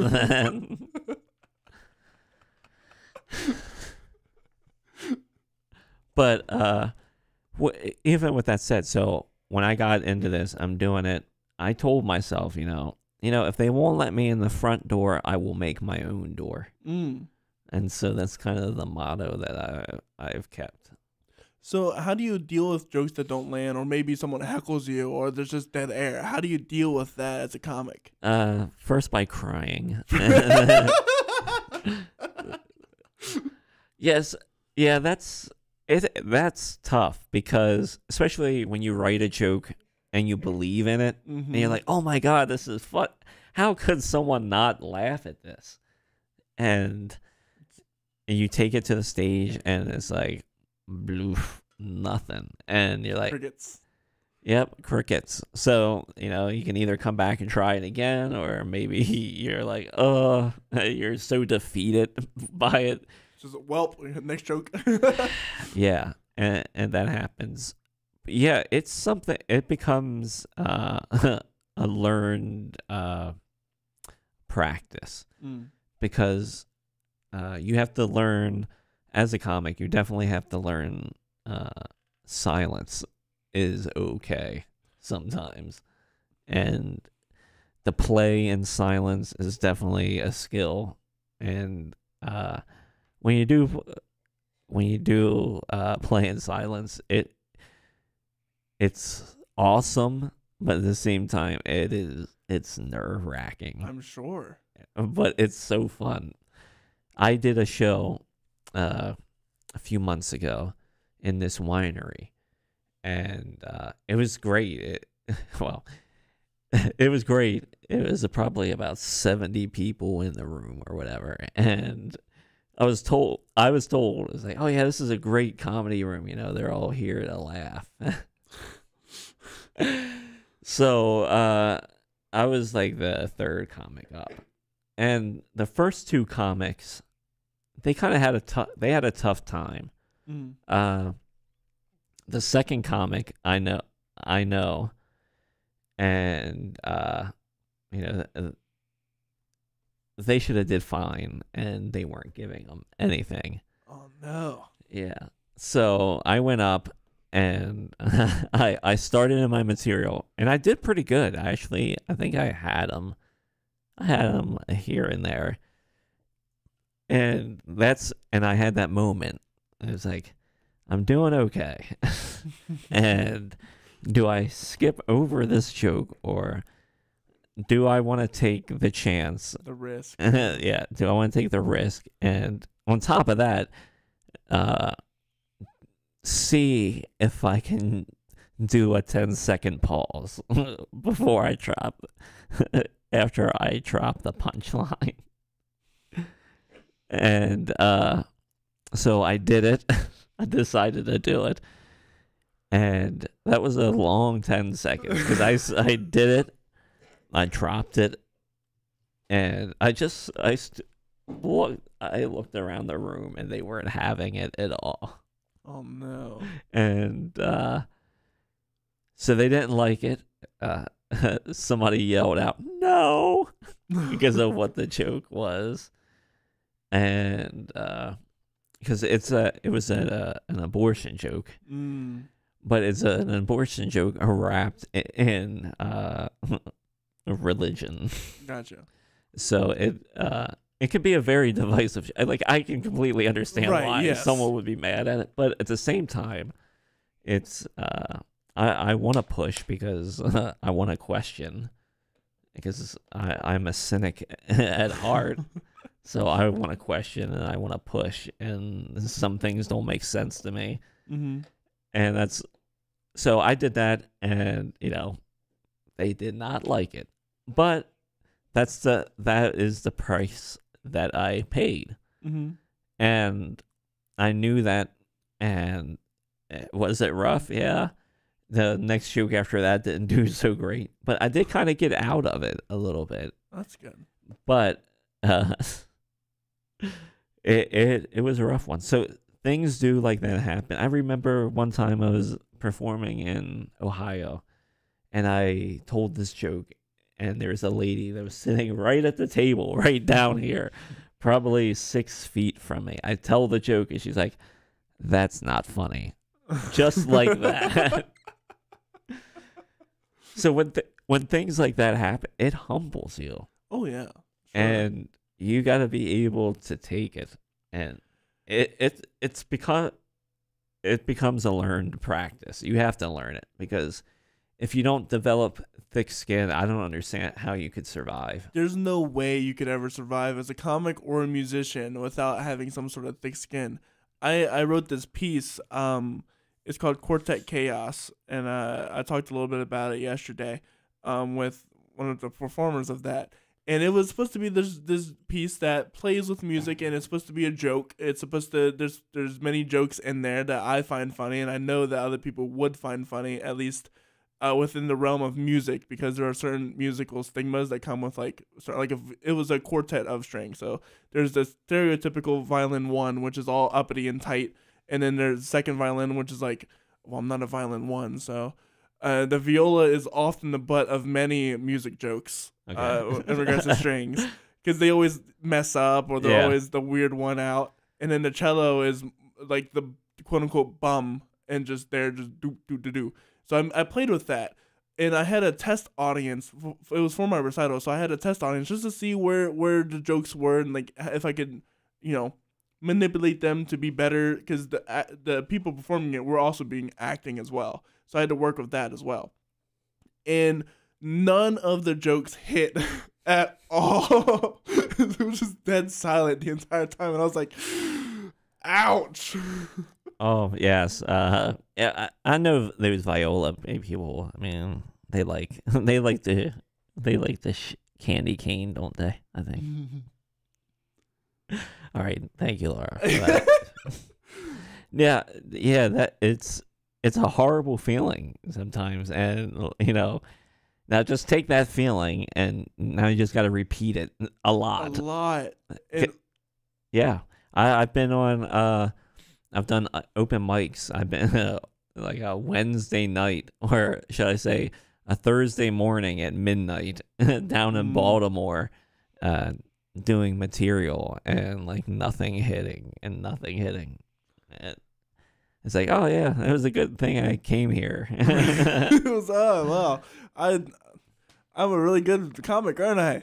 Yes, it really pushes you to test what you're capable of, or to put up with, maybe. Yeah, and well, because you had said that some stuff works for a certain audience, not others. Yes. My test audience was a group of freshmen, so first off, they don't know the people. Yeah. And it was the people that really made the jokes funny, because I had it played was on too that specific to those people. And they didn't really understand the musical jokes at the time. Yeah. But when I had my recital with the entire department there, everyone was busting out laughing. So it was, so obviously I did it right. It was just that the freshmen of the class didn't know what was going on. They didn't have the context for the inside jokes. Yeah. Yeah, you definitely need to know your audience, and I mean, you got to know your audience, but like today, it's so tough too, because a lot of people just want to make it about themselves too when they come to shows now, and they want to get upset and cause trouble. I don't really. It shouldn't matter. Where there's so many awful things happening in the world. People that are coming out to a comedy show, 99% of them are there because they want to forget that, or they want to laugh about it. They want, or they want to hear. Yeah, they want to hear. I mean, you can talk about it as long as you make it funny, right? And maybe that not preach to them, but at least entertain them, or it might make them feel better. Like, all right, someone sees that this situation is messed up. Like, I'm not the only one that's crazy. Right. It's a lot of escapism too. It's it's why people watch the Tonight Show or whatever comedy show, late night comedy show that they're going to. They're not there for whatever's happening globally. They're there to hear funny jokes and be entertained after a long day of work. It's the same reason why people watch sports or listen to music. They don't want to deal with the craziness that is life on Earth. They want to just relax, sit back, escape for an hour or two, so that way they can, reset their body, reset their mind for the next day of utter bull shrimp that happens every single day. Yeah, and, I'm conscious of that, and like at my open mics, I tell the one thing that like when I go up and host, I introduce myself, then I list like the ground rules for the mic, because every mic's got rules. And one of the things that I put out there is like, hey, this is like, first and foremost, this is a comedy room. So in comedy, you need to try things. So you're going to hear things tonight that will be very nice. Then you're going to hear some stuff tonight that's just downright awful. And that's the way it's supposed to be. You got to be prepared for that. Yeah, you got to be prepared. And now when I do shows, in the shows I produce, I talk with the audience. I'm like, I ask them, like, okay, everybody, are we all adults in here? And everyone will be like, of course, like Fratelli's, because it's the bar, they'll be like, no. But it's like, so I say, all right, we're all adults. So you're going to hear some salty language. And you might hear things tonight that you don't agree with. But guess what? It doesn't matter. Don't laugh at that joke. We're all adults. We're here to have fun. This isn't about you. We're just here to have fun. And you have to tell people that now.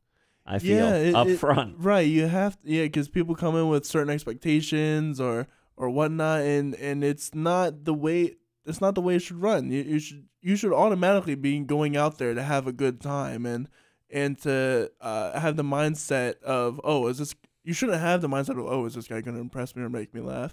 You should be going out there, it's like, I'm going to hear this guy, see what he's about, and, if he doesn't land, I won't see his show again. But if otherwise, I'm going to have a good time, no matter what. Just come out and have fun. Eat some food. Yeah. Have some drinks and just forget about your life for an hour and a half. For an hour and a half. And that's invaluable, to forget about your worries and your just life in general. Because you can get so inundated and so entrenched, that's the word I'm looking for, into the utter evil or bull crap that's happening worldwide, whether you look at whatever's going on wherever. And even in your own life, there's so much trauma or so much stuff that happens to you on a daily basis that you just can't, you have to escape from. And just have fun, because this life is a sad one.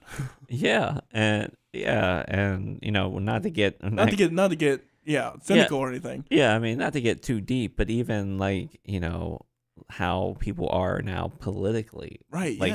One side or the other, like super hardcore people, and like that's all they're into. That's all that defines them. Yes, and I can tell you, like, that is bad, but nothing makes me sadder more when I'm just like driving down the road and then say it's like 9:30 at night, and I drive past someone's house and in their living room they got their TV on and stuff, and you can clearly see it, and they're watching like cable news and it's like that late at night. That makes me sad, because it's like, why are you going to bed angry? That's the last thing you want to do. It's like, what would make me really relax before bed? Let's throw on cable news. Right. So turn on Fox or CNN and see all the bull crap that's going on in the world. Yeah, or just get online and start going down political rabbit holes. Stuff that's made to make you angry. Yeah, and stuff that you can't change, and you're just gonna be angry about it. And there's so much, and that's the thing too, is there's so much anger today. I mean, more than ever, it seems. It seems, yeah. And it's like I understand why people are angry for different reasons. Yeah. But at the same time, it's you're living here. It's like, we're all human at the end of the day. It's like, take a step back, calm down. And why do you want to be so worked up all the time? Smell the roses, why don't you? Yeah. Go outside, take a walk. You know what I mean? Clear your mind. Yeah. It's a strange time. But that's why I produce shows, so people can laugh. Yeah, so, and truly, without the entertainment industry, we would all drive ourselves insane. Yeah. Yeah, because people do need distraction. You need something, and I don't know. I mean, that's how many angry podcasts are out there? I guess There's probably a lot. Yeah, Being quite honest. But yeah, I mean, creating content just for people to consume and not really worrying about, because the casual conversations is where people come back to being human. There's so much stuff out there that drives us to be so tribal, so antagonistic to each other, and so because they make money off of it. Of course, you're gonna rage click on some of these articles because it makes you angry. You want to read more, and then you get more angry, and then it's a cycle of never ending hate. So you have to realize that that's what's happening to you. Because so many people don't realize that that's what's happening to themselves. Oh yeah, they get like really caught up in it. If well, how old are you? I'm 22. Oh yeah, 22. Come on, no. But if like this period in time, so you can have information at your fingertips and right, everything like that. The big change is definitely that, especially when it comes to being angry, because if you go back, just say even 30 years, so that's like 1990, right? Yeah. 1990-ish. So in those, there still wasn't really internet or anything like that. So if you got angry, you were already really entrenched. Well, no, I mean, you would maybe see something on the news, watch it on the news. I mean, yeah, there was cable news, but it wasn't like anything. I mean, yeah, it wasn't anything like it was today. Right. But you could get angry, and like if you would read an article, that would be it. Right, that's all you could do. Yeah, I mean, you could go down and find a little more. It would just take a little more work than just picking up your phone. And then tweeting or Facebook post or whatever. So someone reads that or sees something on their TV, they get angry, and maybe they're worked up. But like 20 minutes pass, but now maybe they'll go listen to some music or something, or they get distracted by other things just in their life. Or the program changes to the late night show or whatever. Yeah, they cool down and they're like, oh, you know what? Why? Right. And they're like, why am I even mad at that? Right. But now flip it to present day. That same scenario happens, except now you've read an article and now you can go down a bunny hole to keep fueling that fire. Yeah. Because you can find anything you want to suit your narrative. Almost. Right, exactly. Everything you can, it's bias confirming. That's what it is. Yes. You can find something that confirms your bias at every single turn, and it doesn't. And you can create your own bias confirming information as well. Yeah. So it's incredible how much stuff that's people can just find to fuel the rage, and you got to realize that people make money to make you mad. Yeah. It's one reason why though. It's because it's easy. It's easy. It's so easy. It's so easy because it's easy to lie. It's easy to make things up. But and the biggest thing is hate. Hate is the easiest thing you can do. Yeah, it's one of the most. It's the only reason why it's so easy because it's so powerful. Yeah, because it's like that with comedy. It's like, yeah, you can go out there and say, "Oh, I hate something," but who? It's like who cares? Tell us really why you hate it and what are the nuances of that hate, because that's what's interesting. It's not a blanket. Oh, I hate this. That's really just a dumb. That's black and white. Yeah, when a lot of things are gray. Yeah. I mean, 'cause you really just. I mean.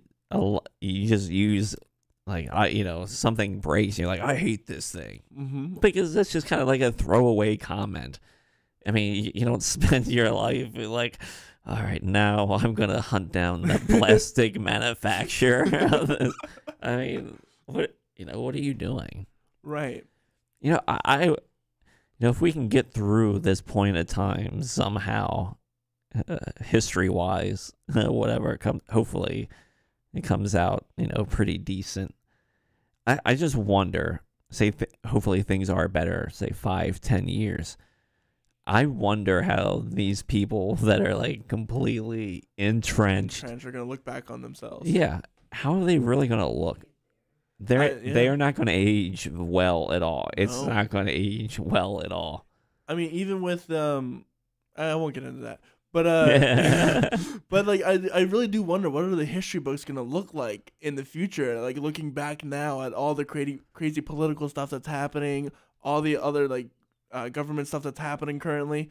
I wonder what they're going to think about it. Yeah. Because they're going to have retrospect beyond what we could ever nuance out of the popular reporters now. Yeah. Right? So I really am curious on how are they going to look back at this situation and say whether this was a needed time or just a waste of time. Yeah. Yeah. The scary thing for me is like all of the science fiction books that I read are coming true. Yeah. And how spot on those science fiction writers were. Yeah. I mean, like Ray Bradbury and just George Orwell. Yeah, Orwell. I mean, how spot on were they? Like, oh yeah, it's because if you it's human nature to be wanting to be taken care of. Yeah. Right. And so, in order to do that, you gotta give away some things like freedom. Yeah. And that's the constant battle that is always being played out through. That's why a lot of dictatorships pop up, because people want to be taken care of, and then they take advantage of that, and then, oh no, I'm being killed because I don't agree with this thing. Yeah. Yeah, I mean, and in the terms of comedy, there was a great George Carlin documentary that just dropped a couple weeks ago, and I'm a fan of Carlin. He's one of my favorite comics. Great. And just what it sounds me about him, material from that he's done 30 years ago is still true. It's still true and still so relevant. And just the way he was spot on, like just telling people, like, you need to wake up. You got to see what's going on. And it took people 30 years. I mean, oh, wait a minute. He's still right, even though he's dead. Yeah. Yeah. And, his popular quote is, out there again, they call it the American dream because you have to be asleep to believe it. Yeah. And it's just crazy how true that rings. Well, this has been a lot of fun. I have some questions to bring it back a little bit. Yeah, I'm sorry. You got a little. No. These are conversations that need to be had, and to have it with it, because freedom of speech is so important for a comic. Yeah, and that's the one thing that I feel like that's going on currently today. I don't feel enough comics are even talking about it right now. Right, because they're so scared of the consequences from that. Yeah, well, there's a little bit of the cancel culture thing, but if you're actually talking about freedom of speech, it's not like, because like some of the narrative is like, oh, this needs to be freedom of speech. Some of that's like, yeah, I understand. Yeah, there's nuance within that for sure. Yes, yeah, because you still can't freedom of speech, but you still can't yell fire in a crowded movie theater. I'm pretty sure that got overturned, actually. Yeah, but regardless, it's not a smart idea. Don't do it. It's bad. Unless there's a fire, but Yeah. But either way, it's just like I see a lot of stuff that's going on politically, and like even during the last administration, they were trying to turn over the libel laws. Yeah. And that would have been huge for freedom of speech, because that's huge for anybody that's listening to this, because that would have meant no matter what you post online, that would make you open to liability. So if you would say something or you have an opinion of that person, your own thought, that would become, you could be sued over it. Yeah. Yeah. And that's a scary place to be. And, I see things, and like some of the stuff that's happening, that's going on right now, Like, people need to wake up. That's something that's going to be critical. And it's great that we have that here. And the only country that has that. Yeah, and properly. And one team saying it's only our way or the highway. It's like, do you understand?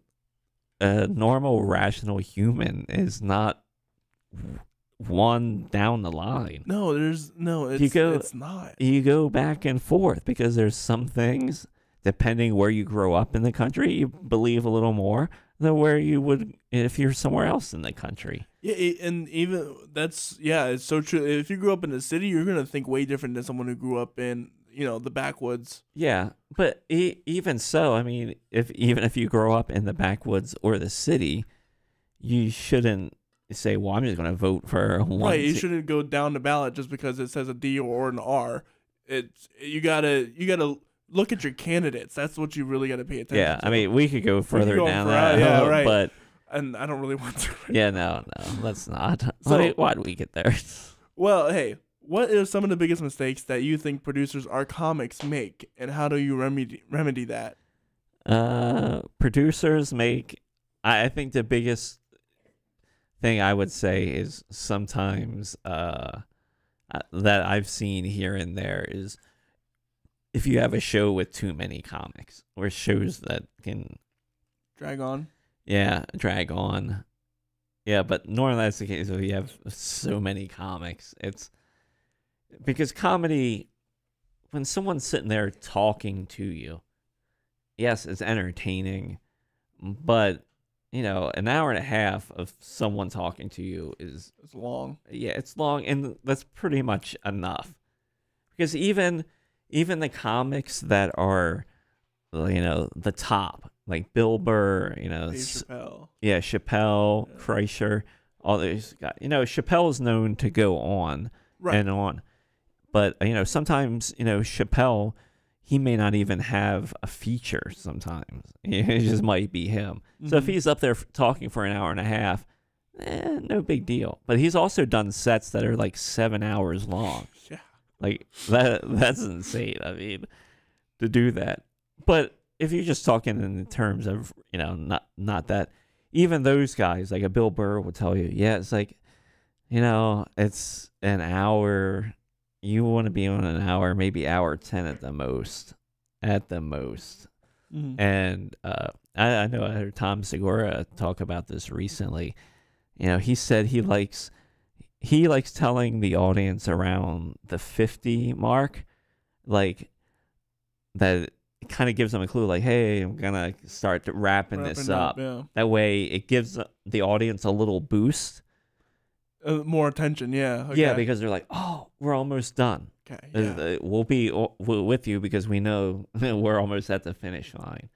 And he said he's noticed that if he does that, like around the 1 hour mark, it's a completely different story. Like people are like, yeah, it's like the mood in the room is different versus 10 minutes. That's wild. Yeah. So, what is one thing that you know now that you would wish you had known when you first started? Oh, that's a very good question. I'm not sure if there's. I think maybe I would did some writing differently. Maybe performance wise. I think the biggest thing for me, I would say now, would be taking chances earlier.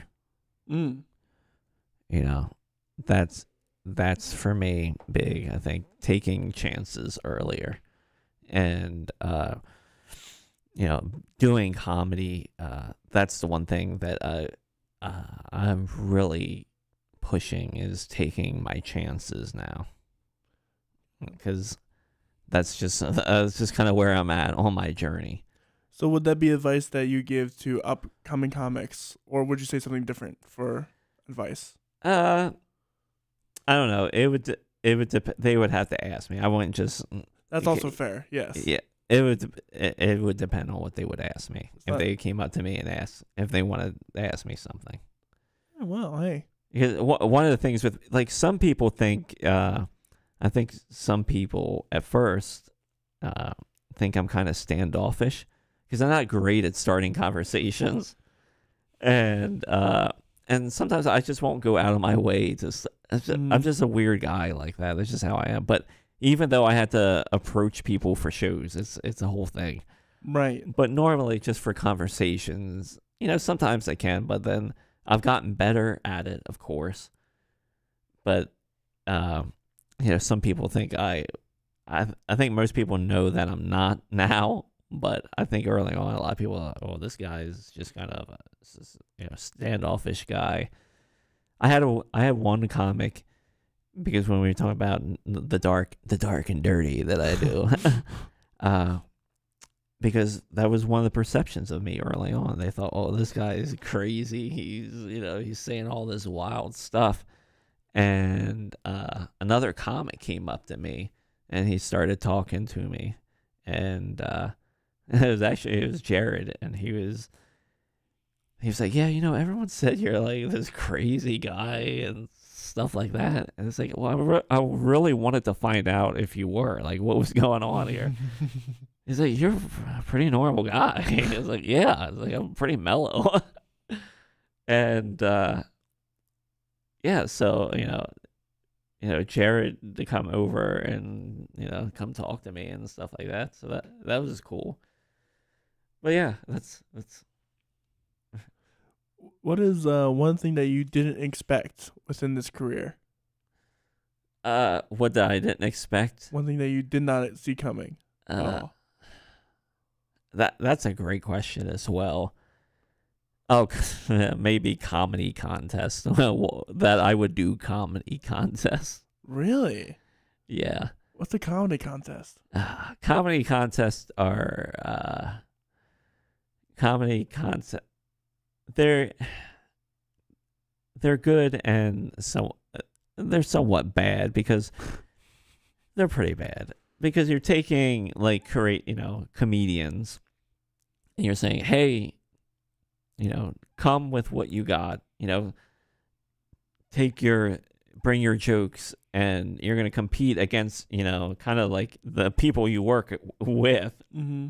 Because you see a lot of the people, because we're all at mics and stuff, so come work against each other. Then on top of that, it's in a lot of cases it's a popularity contest, because you need votes from the audience. Yep. So you need to bring people, and then you got to, comedy is subjective to begin with. Exactly, right.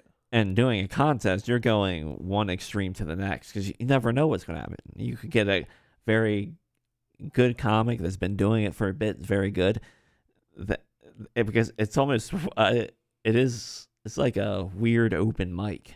Yeah.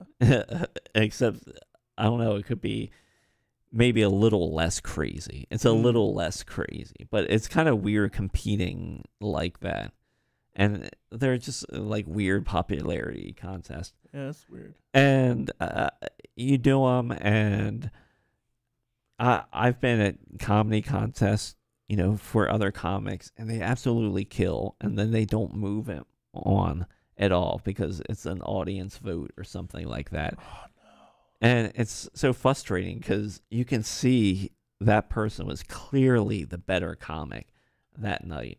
Mm-hmm. But for, whatever reason, because some person brought 40 people, they get to move on when they didn't have any jokes or anything. Right. It's like high school talent shows where it's clearly just a popularity context as in regards to a talent. Yeah. Then the other thing with comedy, I'm not sure, no music bands have it as well, is bringer shows, essentially, where bringer shows in comedy is you get to perform on a show, and most of the time they're in a decent club, but you have to bring 4 people, and probably the cover charge is like $20. Say it's like $20 a ticket. Oh, wow. So you got to bring 4 people. Got to convince 4 people to buy. Yeah. So, I mean, you can get people, but you can maybe get them once. Right. So that bringer shows happen a lot in New York. You see it. That makes a lot of sense. Yeah, but bringer shows are primarily just out there for a producer. I would they're just tough because it's like, oh yeah, you bring, we're gonna have a lineup of 7 comics, so then they got to bring 4 people. So right there's 28 people already in your audience if you're good. So it's just a tough slog, but bands encounter the same thing, except they have to, they got to sell tickets. Yes. Yeah. Right. So you can be on the show, but you got to you got to sell 35 tickets or whatever. That's a lot. And that is a tough haul for anybody, because especially a band or a comic, and you're on the ground floor. You don't really have a fan base because you can't keep bilking your friends. Right, exactly. That's not going to be... Yeah, it's not sustainable. That's how you drive away friends. Yeah, they're like, ugh. Especially if you're So not the best. Oh, my God. I want to go... you talk about regret. I'm not sure if you brought, but we're kind of on this topic. But we'll talk about it. Yeah. But, and like things you wish to know. And here's something that I wish that I knew in comedy early on. Never invite people out to come see you with it until you maybe hit the 3-year mark. The 3-year mark? The 3-year mark. Oh, 3-year mark. Okay. Yeah, depending on how your skill or how you are as a comic. Wait at least 3 years. Because people see you before that, then they might not see you again. And then that's the impression that you left them. Like, right. It's more, and it's not bad to say this because it's happened to everybody where, you say, oh yeah, come see me. And they come and maybe do your jokes. Someone in your friends group is just like, ugh, right. That happened. Yeah. Or when you're not around, like, ugh. Even with music, that happens a lot. I would agree with that heavily. Oh yeah. Oh yeah. Especially if you're just starting out. Oh yeah, yeah. Yeah, like if you don't know what you're doing, right? And you like, for me, I kind of know what I'm doing. I know I can read chord charts, right? But if someone doesn't know their own song, and like that does happen where people don't know like the chords or whatever, they just by ear. Yep. I'm not gonna invite someone to that show because I know I'm gonna struggle. Yeah. And they're gonna think, wow, he invited me to this to see that. Yeah, come see me sing out of tune. Come see me sing out of tune. That I don't. Yeah, right. Exactly. Is that I don't know. Yeah, I think actually once we're done here, on our way back home, I think we're actually going to stop in Wrightsville because Henry Dvorak is out there playing tonight. Oh, is that tonight or is that I think that's a Burning Bridge. I think that he might be at. Yeah, in Wrightsville. I think that is tonight. Henry Dvorak is awesome. I'm so glad you know him. That's awesome. Yeah, I met Henry at the Rec Room open mic. Comedy open mic that I was doing there. Yeah, Burning Bridge. If you want to hear some really cool bass music, and really cool music in general, go over to Burning Bridge, 8 to 11. I think that is. Yeah, I've seen Henry play here and there, not like out with a band or anything. I've seen him play here and there over at the Rec Room when we were doing that open mic during the pandemic. That was one of the underground open mics that was going on. Yeah, we didn't even talk about that. Yeah, that's so interesting. Like there was underground open mics. I guess that would have to be a thing. Yeah, almost like speakeasies. Yeah, during the pandemic, we ran open mics, and backyards. We had this place in Lancaster, the Rec Rooms, and they let me use it for free. And so we had there was a mic there every Tuesday. Then I had a mic and went Thursdays in like Hershey area. Comic has a house with a pretty big screened in porch, so we did it out there. That's pretty cool. Yeah, so it was nice. We could do it even if it rained because it's like we were covered and we were outside. We actually did a pretty decent job of wearing our masks too. That's good. Especially when we were at the rec room because we were indoors. Inside, yeah. So that was kind of like everyone agreed to that. It was like, we will do that because it was a pretty decent sized room, but yeah, But I'm curious. Last question. Okay. What do your kids think about your comedy? They I forgot to ask this during the family part, but I really want to. I'm curious. They love it. They demand that I do it every day for them. They call me. I was like, Dad, please tell me your latest joke about me. No, at first, I think they were really, they didn't know what to think or they didn't like it at all. I think they've seen that I've gotten better. Yeah, my oldest still hasn't come to see me yet, but he will. And I'm actually okay with that because like the longer that he waits and as long as I keep working, that'll be better. Yeah. Yeah, so, It's almost like the 3 kids you can't come see me until 3 years. Yeah. And my youngest son, he kind of digs it. Cuz he's seen the progress that I've made. Even Laura, I mean, early on, she didn't like, she was like, oh, okay, you're going to be doing this, Okay. Yeah. And, I wasn't mad at her because I asked her outright. I said, what do you think? What did you think? And she's like, yeah, it wasn't. And that's fine. And I'm okay with that. That's good. Yeah. She's that honest with you. Yeah. Yeah, because it's not like she didn't mean like you completely suck.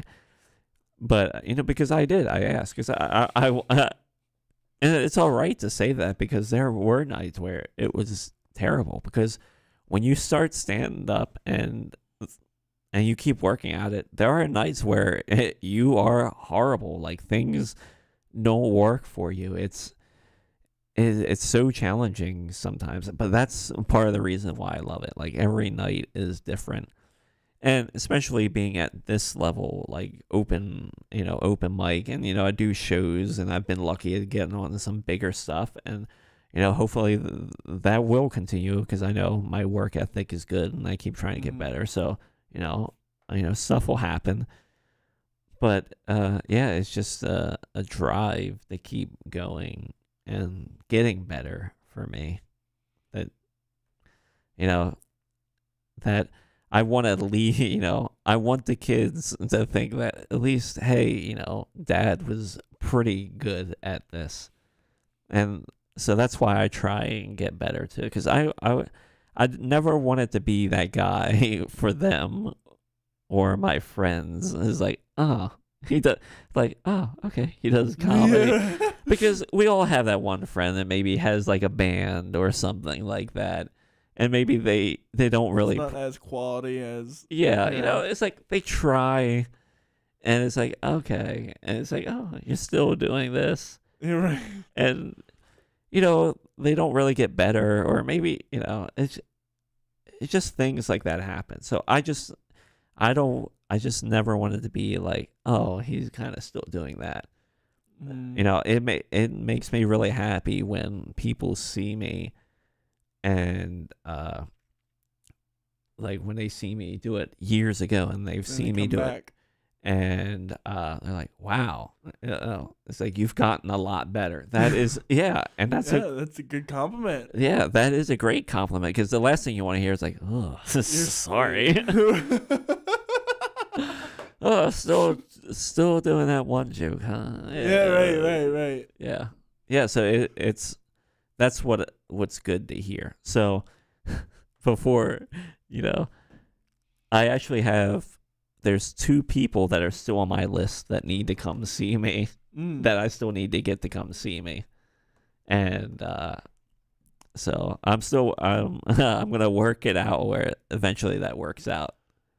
Well, this has been a lot of fun, man. Yeah, it's been great. Where can people find you and upcoming shows and all that jazz? Just one last one. Okay. My name is Ron Caine. You can find me on all the socials. It's Ron Caine Comedy. And that's CAINE. Like I said, I'm on all the socials. Yes, I am on TikTok. Yes, this guy is on TikTok. My TikTok is kind of absurd, and yeah, it's weird. It's somewhat comic based and just weirdness. So I'm getting some traction there, I think. But yeah, that's all you have to do is look up Ron Caine Comedy, and I produce shows. I got 2 open mics. If you want comedy open mics, one in Harrisburg on Monday, Tuesdays in York. What time are those? Those start at 8 o'clock. If you want to sign up, it's 7:30. But the most important thing is the show starts at 8. Then I got a monthly Fratelli show and a bi-monthly Snitz Creek Brewery. But find that on all the socials. Yeah, and with all that said, you can follow us and like and subscribe. If you've really enjoyed this episode, be sure to share it. That's how we grow. I'm really proud to say I've not paid for one ad at all, or like paid for like promotional paid for like Facebook. Good, that's awesome. I know, but maybe I'll have to at some point. But I hope not. But so if you've liked this episode, be sure to like and subscribe, share. You can find us at facebook.com/thestorycoreyrosen. That's where you can find all the updates and upcoming guests. If you just want to listen to audio, just search The Story Corey Rosen, CORYROSEN, on all streaming platforms, and you will find us there. With all that said, I hope you guys have a wonderful night, and good night. Bye, guys. See ya.